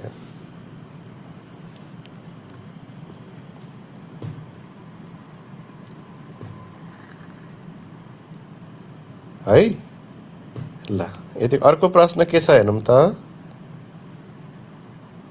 अलि नमिलेको प्रश्न भनेको छ हेर्नु त तपाईँलाई त्यस्तो लाग्थ्यो हिजो अस्ति के कारणले यो प्रश्न अलि नमिलेको होला पत्ता लगाउनु त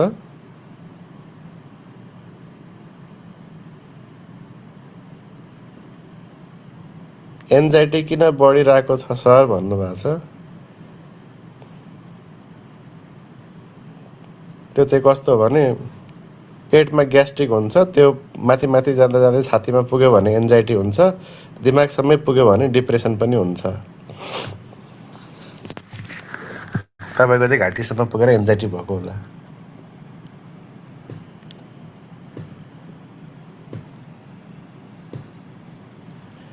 भनेर एउटा भिडियो भाइरल भएको थियो त्यही होइन तपाईँहरूले हेर्नुभयो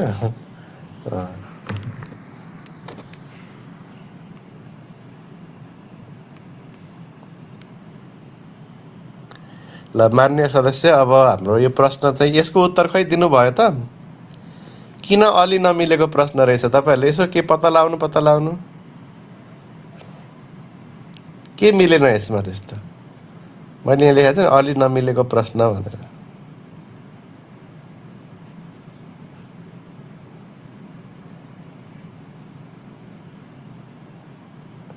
निवेदन त लेख्यौ तिमीले त्यो निवेदन अलि मिलेन है त्यो चाहिँ माइतीमा माग्ने होइन क्या हुनेवाला सास ससुरासँग माग्ने हो कि हुनेवाला पतिदेवसँग माग्ने हो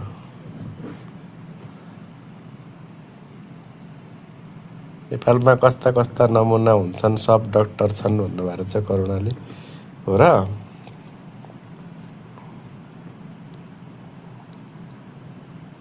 सोधेको क्वेसनको चाहिँ उत्तर दिने कोही होइनन् होइन आउट अफ ट्र्याकको कुरा ल्याइदियो भने यिनीहरूलाई फेरि खुसी भइहाल्यो गफ दिइहाल्यो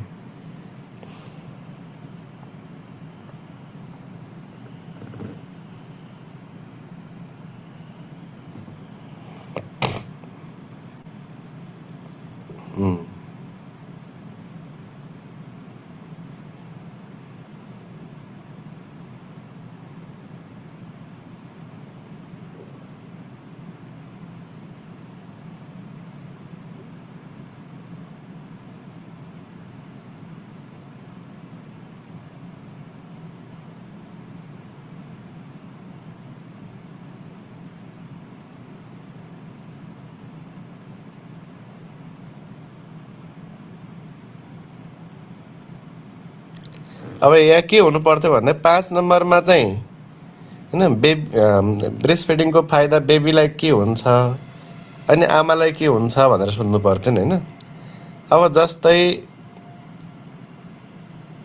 यहाँ दुईटा प्रश्न छ नि 5+5 एउटा प्रश्न पढ्नु त what are the importance of breast feeding for the health of mother भनेको छ नि र यो कुरा यसको आन्सर के होला सम्झिनुहोस् त्यसपछि यहाँ तल छ नि अल्सो एक्सप्लेन भनेर यहाँदेखि पढ्नुहोस् यहाँसम्म यो दुईटा रेड गरेको क्वेसन पढ्नु त यो दुईटैको आशय के हो है माथिल्लो लाइनले सुरुको लाइनले के भन्छ ब्रेस्ट फिडिङको इम्पोर्टेन्स के हुन्छ मदरलाई भनेको छ अनि अर्कोले पनि explain the benefits of exclusive breast feeding up to lactating मदरलाई एक्सक्लुसिभ ब्रेस्ट फिडिङको बेनिफिट फाइदा के हुन्छ अब ब्रेस्ट फिडिङको फाइदा भन्नु र महत्त्व भन्नु एउटै होइन र होइन यो त मैले खाना खाएँ भन्नु र मैले भोजन गरेँ भने जस्तै भयो नि कुरा एउटै हो नि त शब्द फरक भयो अब किन यसले त्यस्तो एउटै क्वेसन दुईचोटि सोध्यो त एउटै क्वेसन दुईचोटि सोध्यो भने जस्तै पहिलो क्वेसनको आन्सर तपाईँले लेख्नुहुन्छ सुरुमा अनि दोस्रो तलपट्टिको क्वेसनको आन्सर पनि त्यही माथिकै आन्सर हुन थाल्यो भने तपाईँलाई के लाग्छ लेख्न मन लाग्छ सेम त पक्कै होइन होला यसको आन्सर अर्कै होला जस्तो लाग्छ तर कहिले के गरिदियो रहेछ सेम कुरा पनि आइदियो अब सेम क्वेसन आयो है है अब गर्ने के त यस्तोमा भन्दा जसरी यसले भाषा बिगार्यो नि होइन एउटै कुरा दुईटा ल्याङ्ग्वेजमा फरक फरक तरिकाले सोध्यो है हामीले पनि त्यही उपाय नि आन्सर एउटै लेख्ने थोरै भाषा चेन्ज गरिदिने भइहाल्यो ल्याङ्ग्वेज फेरिदिनुहोस् है बुझ्नु पनि के गर्ने त हेर्नु त पहिलो कुरा के लेख्छ हामी यहाँ चाहिँ अब importance of breast feeding for health of mother भनेको छ फेरि यहाँ कमा गरेर फर इन्फेन्ट पनि भनेको छ है आमा र बच्चाको न्युट्रिसन डेभलपमेन्टको लागि के महत्त्व छ भने अब आमाको लेख्नु पऱ्यो बच्चाको लेख्नु पऱ्यो आमालाई के फाइदा छ भन्नु त जन्मिने बित्तिकै स्तनपान गराउँदा अक्सिटोसिन हर्मोनको मात्रा बढ्छ र त्यो अक्सिटोसिनले युट्रसलाई कन्ट्र्याक्सन गराउने हुनाले यसले सालनाल छिटै बाहिर निस्किन मद्दत गर्छ पोस्टपार्टम हेमोरेजको प्रिभेन्सन गर्छ युट्राइन इन्भोल्युसनमा मद्दत गर्छ दुध उत्पादनमा वृद्धि गर्छ ब्रेस्ट एङ्गर्जमेन्टको रोकथाम हुन्छ स्तनको क्यान्सरको रोकथाम हुन्छ महिनावारी नफर्किएमा पूर्ण स्तनपानले 6 महिनासम्म गर्भनिरोधकको काम गर्छ यस्तै हो नि त फाइदा आमालाई फाइदा यही हो नि त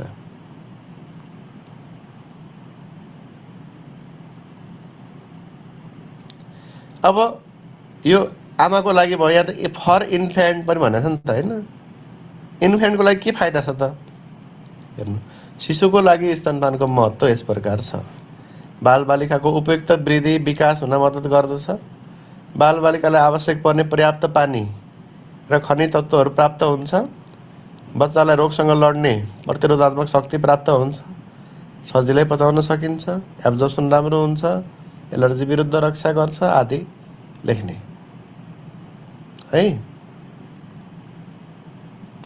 लेख्यो होइन कतिसम्मको आन्सर आयो त यो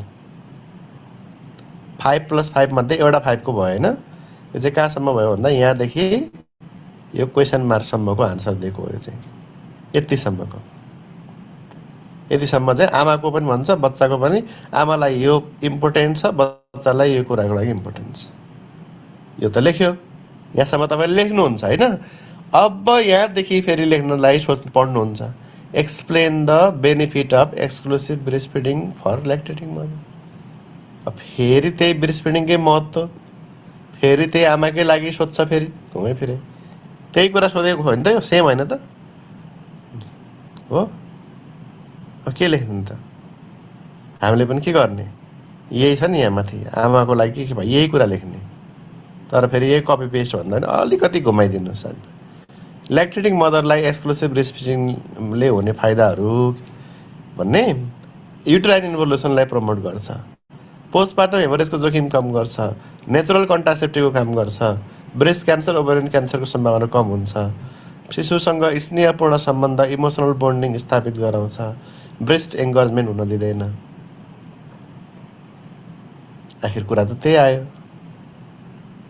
तर हामीले पनि के गर्यौँ उसले पनि थोरै भाषा अलिकति चेन्ज गरेर त्यही कुरा सोध्यो हामीले पनि थोरै भाषा चेन्ज गरेर त्यही आन्सर दियौँ जस्ताको उत्तर त्यस्तै दिने जस्तो प्रश्न त्यस्तै उत्तर होइन बुझ्नुभयो नि अब कुरा क्लियर भयो नि त्यही भएर सिक्ने भनेको यही हो सेकेन्ड पेपरमा के लेख्ने कति लेख्ने र कसरी लेख्ने है बुझ्नुभयो के बुझ्नुभयो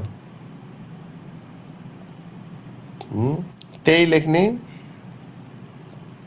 त्यति नै लेख्ने त्यसरी नै लेख्ने भनेर बुझ्नुभयो नि हो त्यहाँ चाहिँ छ त्यति बुझे भइहाल्यो होइन बुझ्यौ केटाकेटीहरू आफ्नो होमवर्क गर्न छोडेर मम्मीको क्लास लिएर बस्छौ तिमीहरू ल बालबच्चाहरू पनि ठिक छन् अब 19 हेर्नुहोस् त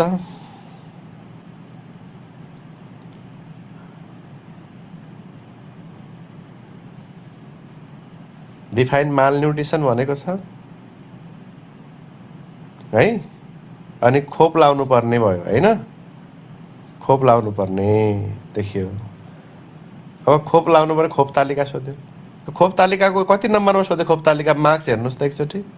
सङ्घलाई सोधेको, सङ्घले अनमीलाई सोधेको, सङ्घको लोकसेवाले 79मा 4 मार्क्समा है 4 नम्बरमा सोध्यो।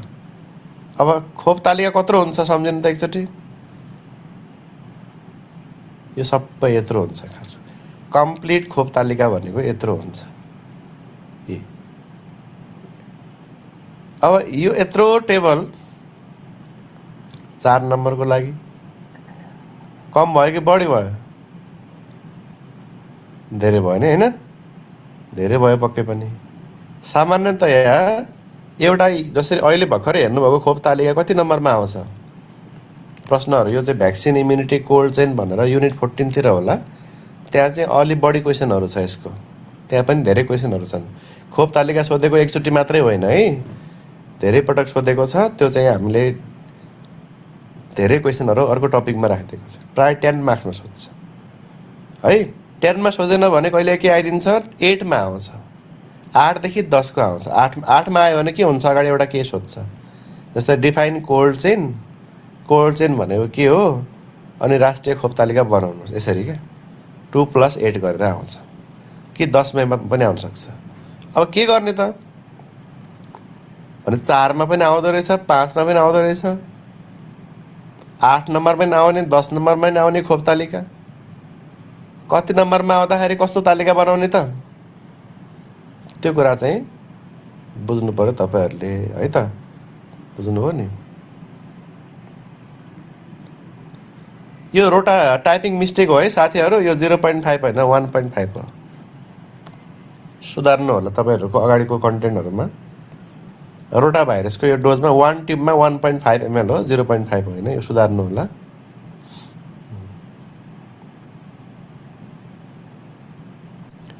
अब अराजक रहेछ नि त यो त, होइन? विभिन्न तरिकाले सोध्दो रहेछ। 10 नम्बर आयो भने के गर्नुहुन्छ? अब 8 नम्बर र 10 नम्बरमा आयो भने सबै लेख्नु। 8मा आए पनि 10मा आए पनि यो पुरै लेख्नुहोस्। पुरै तालिका, कम्प्लिट तालिका बनाउनुहोस् है। अब 5मा आयो भने यो 3टा रातो लगाएको छ नि, यो 3टा रातो लगाएको मध्ये कुनै एउटा हटाइदिनु। यताबाट हटाउँदाखेरि चाहिँ जहिले पनि यताबाट थाल्ने, साइडबाट है। साइड हटाइदिनुहोस्, डोज रुट मात्रै राखिदिनुहोस्। 5मा आयो भने है। 4मा आयो भने रुट पनि हटाइदिनुहोस् है। बुझ्नुभयो नि? चेन्ज गर्दै घटाउँदै लाने, अलिकति कम गर्दै जाने। अथवा यो 3टै 4 मात्रै 3टै हटाइनु भयो। तपाईँले यो कुन खोप कुन रोगको लागि दिन्छ र कति कुन उमेरमा दिन्छ, मेन कुरा यो हो। अरू बिचको त्यस्तै हो। यो चाहिँ हामीले मार्क्स हेरेर कम गर्दै जान सक्छौँ। ठिक छ नि?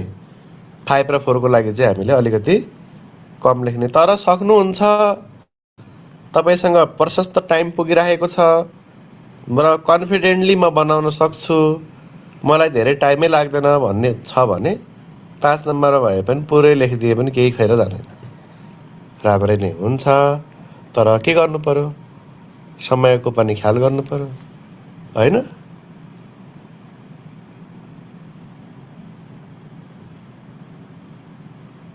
अनि एउटा क्वेसनको आन्सर चाहिँ उत्तम लेख्ने, अरू बाँकी रहेको आन्सर चाहिँ खत्तम लेख्ने गर्यो भने के हुन्छ? नाम निस्किँदैन। त्यही भएर बरु सबै क्वेसन सल्भ गर्नुहोस्, एभरेजमा गर्नुहोस्, त्यो राम्रो हो है। 16वटामा चाहिँ 8वटा चाहिँ होइन, 8वटा चाहिँ पुरै खतरा भिआइपी लेख्नुहुन्छ, अनि बाँकी 8वटा चाहिँ छोडेर आउनुभयो अथवा अलिअलि टच मात्रै गर्नुभयो भने बिग्र नि त कुरो। त्यही भएर सबैसँग सबै गर्नुहोस्, एभरेज आन्सर दिए पनि हुन्छ। उत्तम गर्नु पर्दैन है, मिडियम गरे नि, मध्यम भए नि हुन्छ है। मध्यम खालको आन्सर दिनुहोस्। कहिलेकाहीँ चाहिँ क्वेसन के भन्छ भने कहिलेकाहीँ मात्रै एकचोटि चाहिँ आएको छ। त्यसरी के भनेर आएको छ भने क्वेसनमै लेखिदिएको हुन्छ है, राष्ट्रिय खोप तालिका अनुसार दिनुपर्ने खोपको नाम, डोज, रुट, साइट खुलाएर खोप तालिका बना भनेर लेख्छ। अब क्वेसनमै भनेको छ कि डोज, रुट, साइट भनेर लेखिरहेछ भने हामीले त लेख्नु परेन, छोड्न मिलेन। फेरि क्वेसनले नै यो मेन्सन गर, खोप तालिकामा यो कुराहरू राख भनेर उसले क्वेसनमै भनिदिइरहेछ भने त त्यो त राख्नै पर्यो। तर राष्ट्रिय खोप तालिका बनाऊ मात्रै भन्दाखेरि मात्रै के गर्ने हो त हामीले? त्यस्तो बेला चाहिँ नम्बर हेरेर तालिकालाई सानो ठुलो बनाउन सक्छौँ। कुरो बुझ्यो? यो चाहिँ हामीले ध्यान दिनु पर्यो यति कुरा।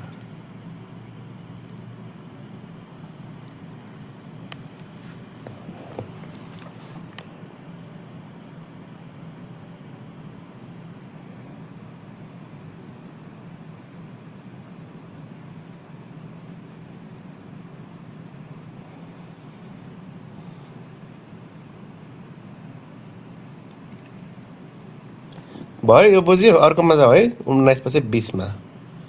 र 20 मा के छ हेर्नु त? How do you monitor growth and development of a child? दुईटा प्रश्न आयो फेरि। 5 + 5 गरौँ, 10 नम्बर जम्मा। दुईटा प्रश्न के हो? के हो त भन्दाखेरि, एउटा प्रश्न के हो भन्दाखेरि यो चाहिँ अब कसलाई सोधेको भनेर यहाँ लेख्न चाहिँ छुटेको रहेछ। सोध्न चाहिँ सोधेकै हो, पास क्वेसनमा हेर्नु होला। र monitor growth and development, growth development कसरी मोनिटर गर्ने? यहाँ ग्रोथको मात्र कुरा छैन, डेभलपमेन्ट दुवै मोनिटर हेर्नु पर्यो। एउटा बच्चाको ग्रोथ कस्तो भइरहेछ र डेभलपमेन्ट कस्तो भइरहेको छ, दुवै कुराको चाहिँ मोनिटर कसरी गर्ने? Why it is important to monitor growth and development of a child? बच्चाको वृद्धि विकासको मोनिटर गर्नु किन जरुरी छ? इम्पोर्टेन्ट दुईटा क्वेसन छ। पहिला के लेख्छौँ हामी? कसरी ग्रोथको र डेभलपमेन्टको मोनिटर गर्ने? त्यसले ग्रोथ र डेभलपमेन्टलाई फेरि छुट्याउनुहोस्, पहिला ग्रोथमा जानुहोस् है। एउटा चाइल्डको ग्रोथ कसरी गर्छौँ हामी मेजरमेन्ट हेर्नु त? कहिलेका तपाईँलाई 5 नम्बरमा के भनेर आउँछ थाहा छ है? एउटा बच्चाको एन्थ्रोपोमेट्रिक मेजरमेन्ट कसरी गर्नुहुन्छ भनेर आउँछ कहिलेकाहीँ है। देख्नु भएको छ क्वेसन त्यस्तो आएको छ नि एकचोटि है। एन्थ्रोपोमेट्रिक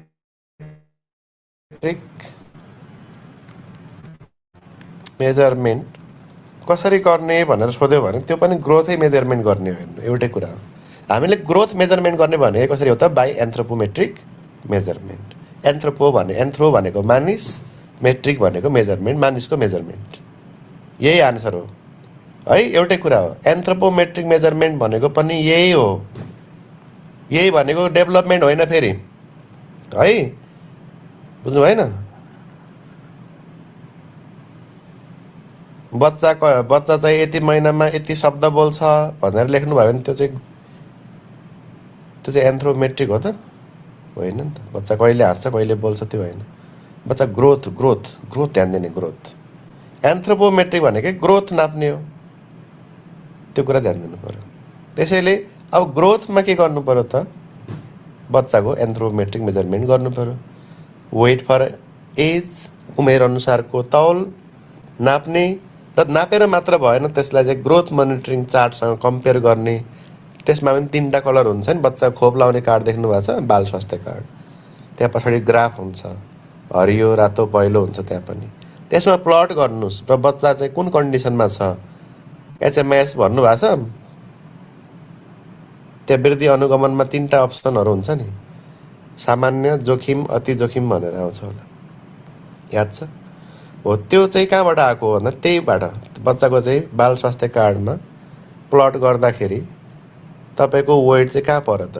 रातोमा पर्यो कि पहिलोमा पर्यो कि हरियोमा पर्यो? हरियोमा पर्यो सामान्य, पहिलोमा पर्यो जोखिम, रातोमा पर्यो अति जोखिम।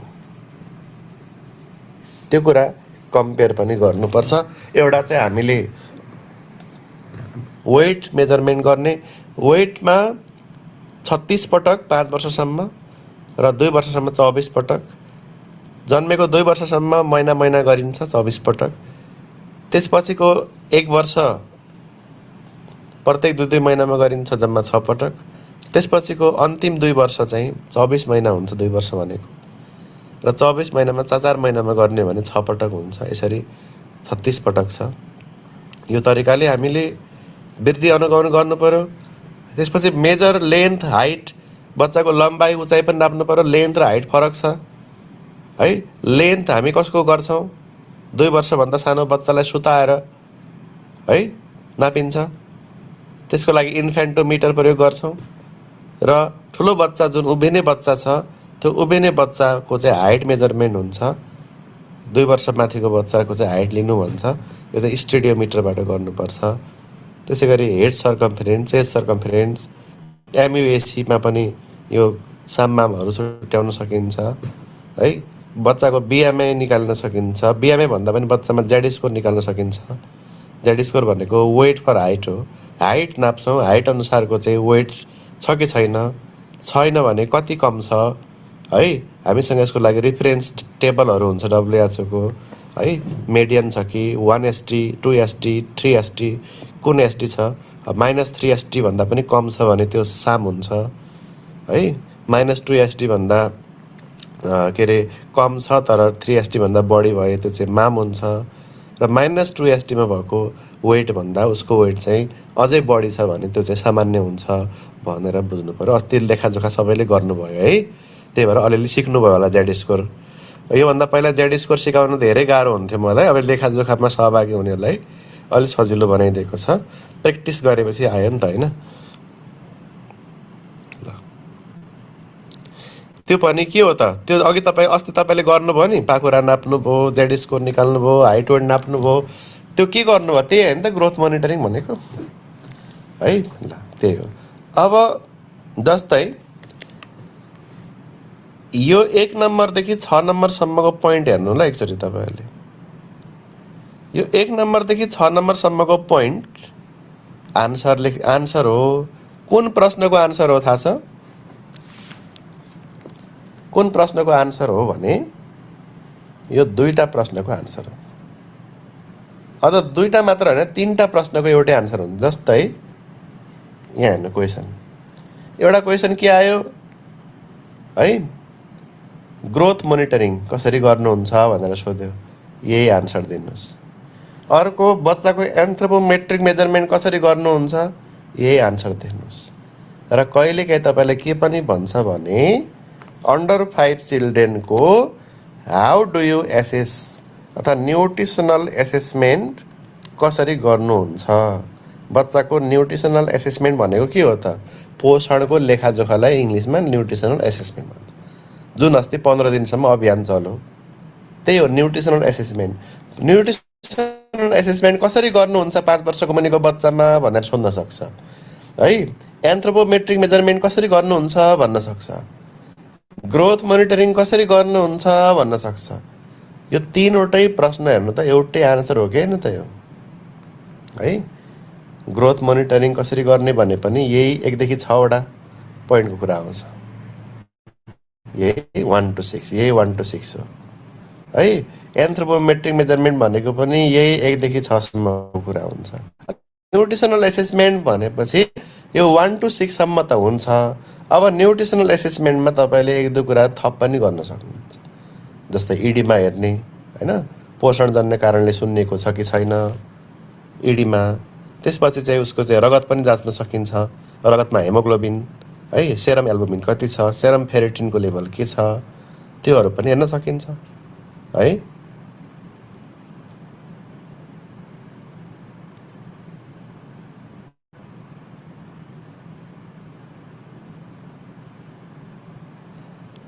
कुरो बुझ्नुभयो? सेकेन्ड पेपरमा सिक्ने भनेको यही हो क्या। नत्र बर्बाद के हुन्छ भने सबै कुरा पढाएको हुन्छ, तपाईँहरूलाई पनि सबै थाहा छ, तर मात्र के जान्नुहुन्न एक्जाम हलमा भने यो प्रश्नको आन्सर चाहिँ यो हो भन्ने मात्रै छुट्याउन सक्नुहुन्न। बुझ्नुभएको होइन? जस्तै अब तपाईँलाई अब यो मैले ग्रोथको मात्रै भनेर पढाएँ, ल यही 20 नम्बरको मात्रै आन्सर यो हो भनेर पढाएँ, यो त यो वाला हो नि त, ग्रोथ मोनिटरिङ कसरी गर्ने भन्नेको आन्सर हो।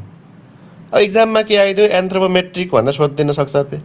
यो त सरले पढाउनु भएन भन्नु होला फेरि है। न्युट्रिसनल एसेसमेन्ट कसरी गर्ने सोध्यो भने यो त हामीलाई पढाउनु भएको छैन भनिदिनुहुन्छ।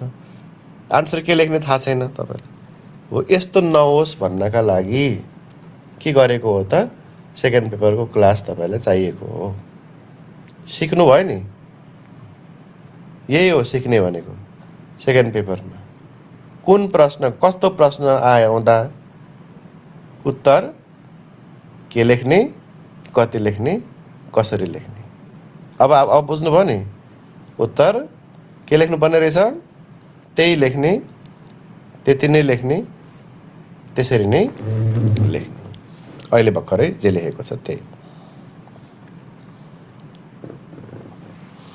अब हामी मेन क्वेसनमा जाउँ यो त मैले तपाईँलाई हिन्ट दिएको हो यस्तो यस्तो पनि सोध्न सक्छ है भनेर यहाँनिर सतर्क गराएको अटेन्सन दिएको तपाईँहरूलाई है यति भएपछि अब अलिअलि फरक भाषामा सोधे पनि मिल्छ नि त हाम्रो आन्सर मिल्छ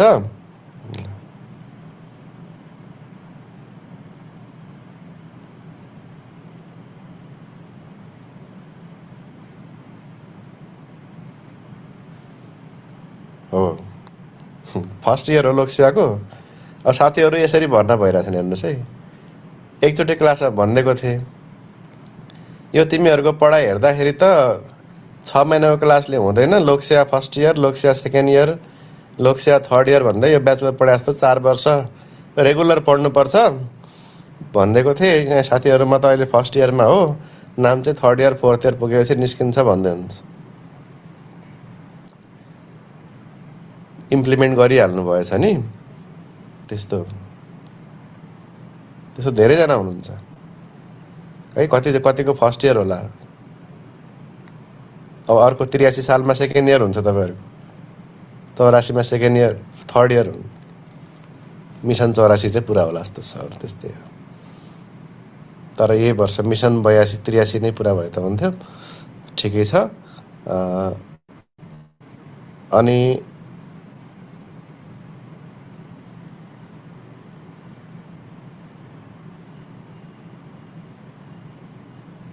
ल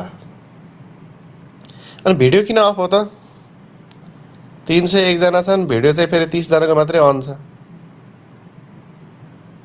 भिडियो अफ गर्नेको त मिसन 84 नि पुरा हुँदैन फेरि है भिडियो अन गरी रेगुलर पढ्नुहुन्छ भने 83 मै है अफ गर्नुहुन्छ भने मिसन 84 पनि मुस्किल छ है तपाईहरुको त्यही भएर जसले भिडियो अन गर्छ उसले यो वर्ष जाहिर खान्छ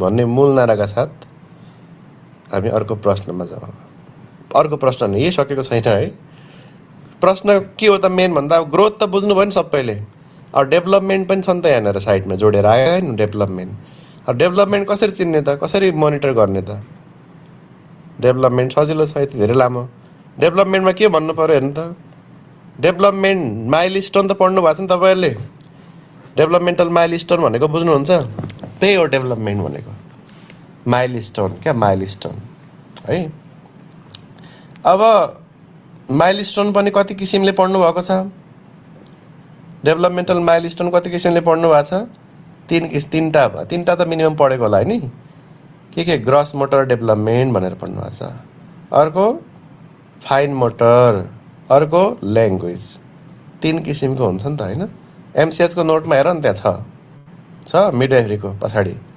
मेटर्नल एन्ड चाइल्ड हेल्थको पछाडि ग्रोथ एन्ड डेभलपमेन्टमा gross motor fine motor language सबै छुट्याइदिएको छ त्यो भनेको के हो त त्यो डेभलपमेन्ट त्यही हो त्यो बाहेक कतै कतै सोसियल डेभलपमेन्टको कुराहरू पनि राखेको पाइन्छ र हामीले बच्चामा चाहिँ अब डेभलपमेन्ट हेर्ने अघि चाहिँ हामीले ग्रोथ मात्र हेर्यौं बच्चाको हाइट वेट पाखुराहरू कतिको बढ्यो हैन त्यो कुरा हेर्यौं अब चाहिँ वृद्धि त भयो विकास भयो कि भएन है बच्चाको चाहिँ अब विकास भयो कि भएन त्यो कुरा पनि हेर्नु पर्यो त्यसको लागि कसरी मोनिटर गर्ने त development monitor development by assessing the developmental milestone developmental माइलस्टोनलाई एसेस गरेर नै हामी के गर्न सक्छौं बच्चाको डेभलपमेन्टको मोनिटर गर्छौं जस्तै ग्रस मोटर स्किलहरु हेर्ने सिटिङ भनेछ नि सिटिङको कुरा सिटिङमा के हेर्नुहुन्छ जस्तै बच्चा चाहिँ सहारा लिएर बस्छ कि सहारा बिना बस्छ कि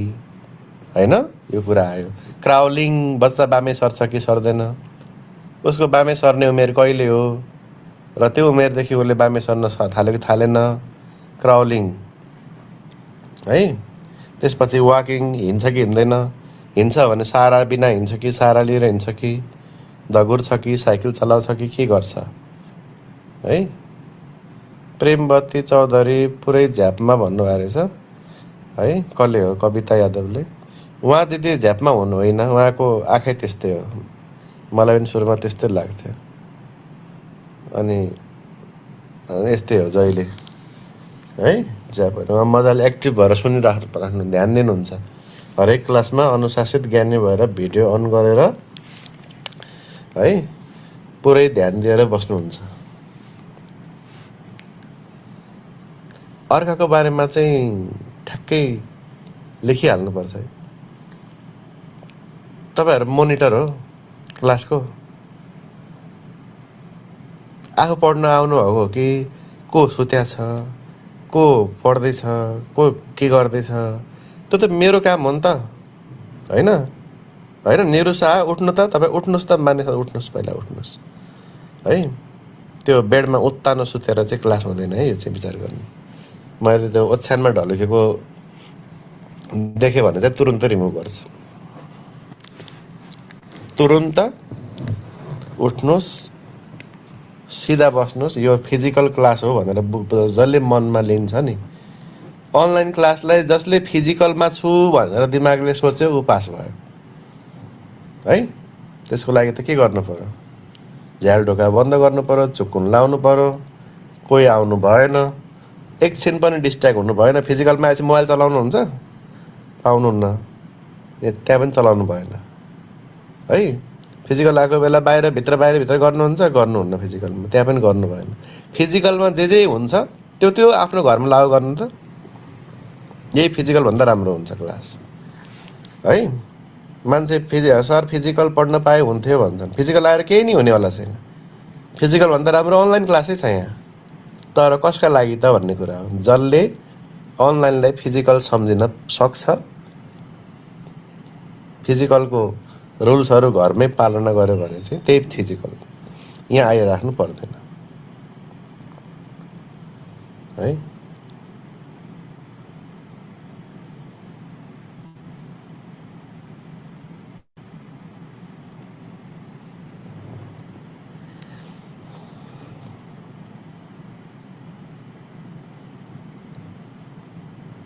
ल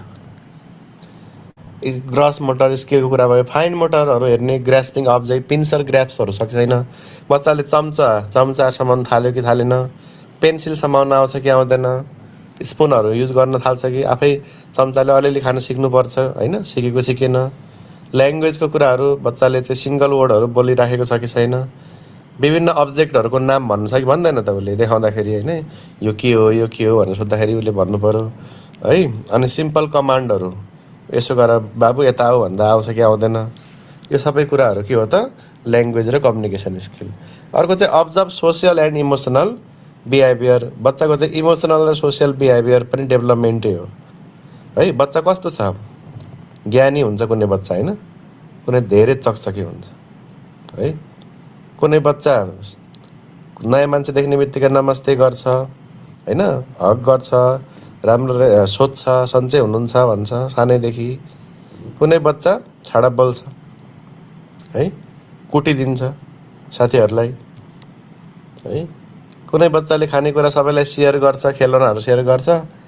कुनैले चाहिँ आफ्नो खेलौनाहरू खानेकुरा कसैलाई दिँदैन है।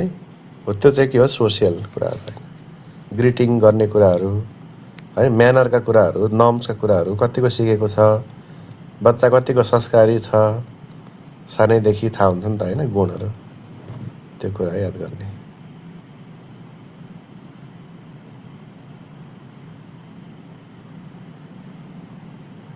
है।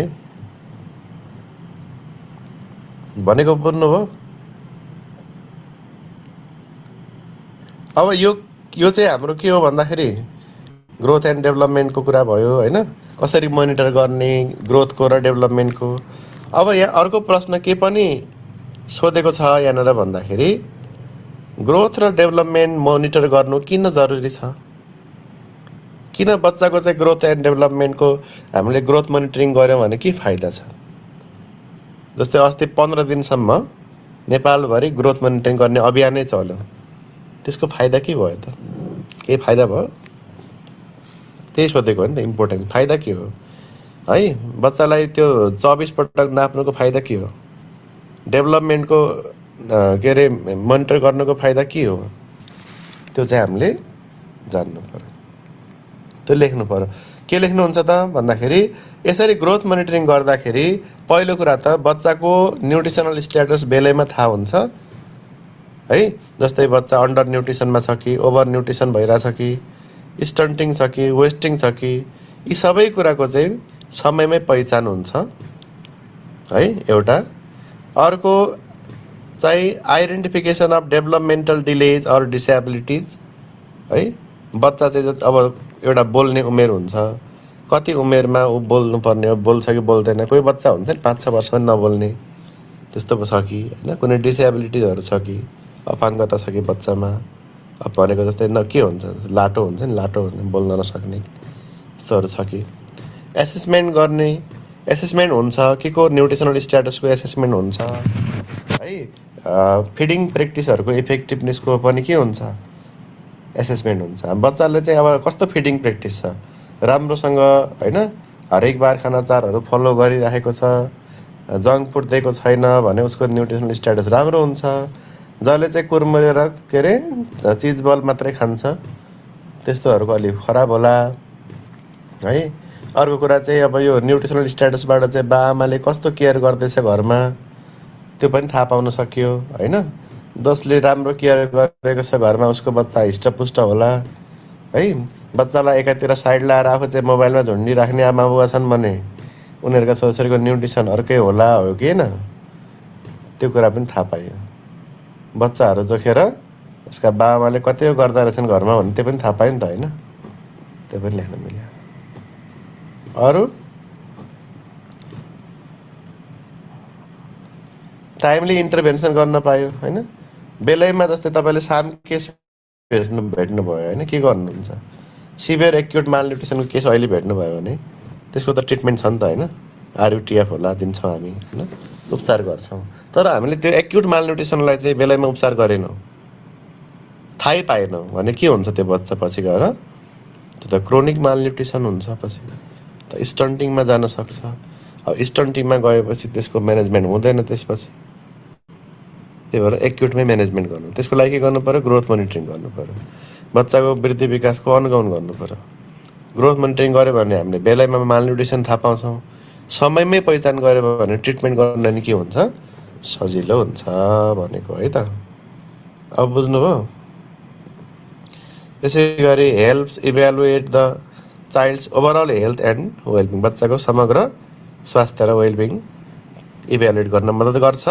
र अर्को भनेको provide information for planning health program and follow up care भनेको चाहिँ जस्तै अस्तिको लेखाजोखा गरियो अथवा हामीले एचएमएसबाट पनि रिपोर्टमा वृद्धि अनुगमनको डाटाहरू हालेर पठाउँछ नेपाल सरकारलाई, र त्यही डाटाको माध्यमबाट सरकारले के गर्छ है, कुन जिल्लामा चाहिँ कस्तो पोषण कार्यक्रमको आवश्यकता छ है, कुन जिल्लालाई कति आरयुटिएफ चाहिएको छ थाहा पाउनु परेन।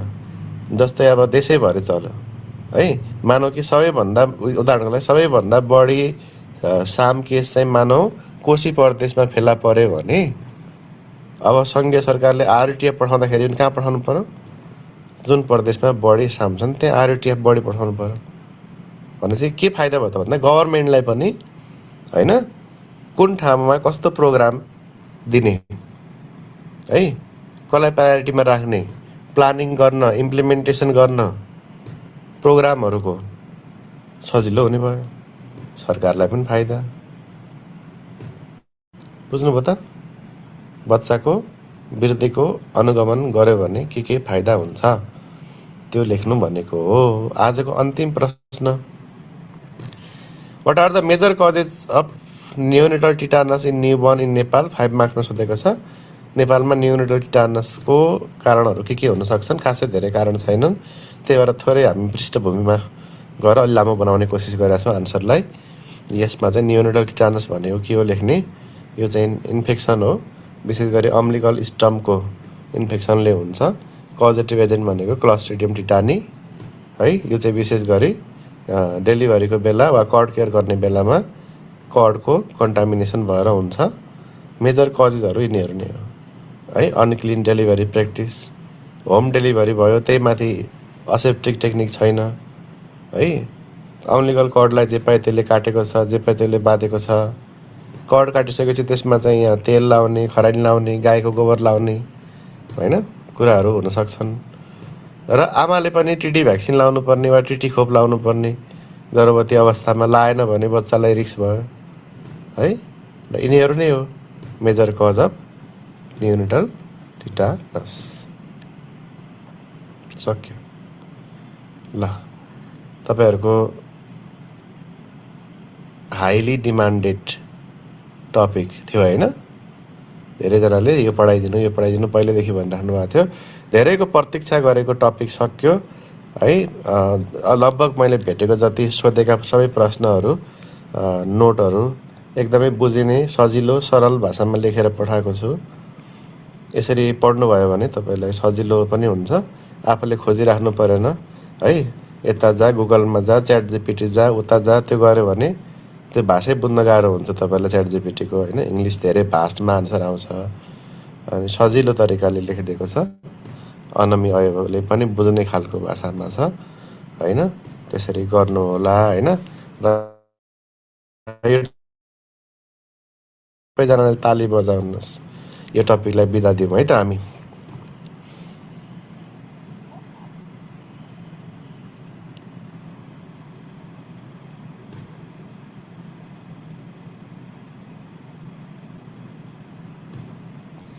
र अन्य टपिकको अब रिमेनिङ टपिकहरूको पनि सोल्युसनहरू तपाईँलाई मैले जस्तै इक्जामहरूको सोल्युसनको सेटहरू 184 कति पेजको पिडिएफ दिएको छु। त्यो पिडिएफमा पनि बाँकी रहेको टपिकहरूको मेन क्वेसनहरू छ। तपाईँले त्यो पढ्न सक्नुहुन्छ तत्कालको लागि चाहियो भने है। र भोलि नयाँ टपिकको साथमा हामी भेट्छौँ।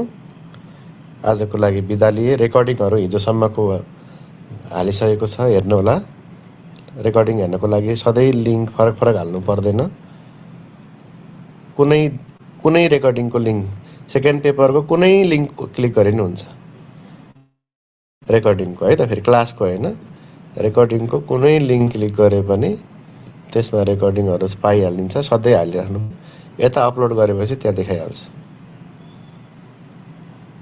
है। अरू केही छैन है? छैन भने ल बिदा लिऊँ। Good night.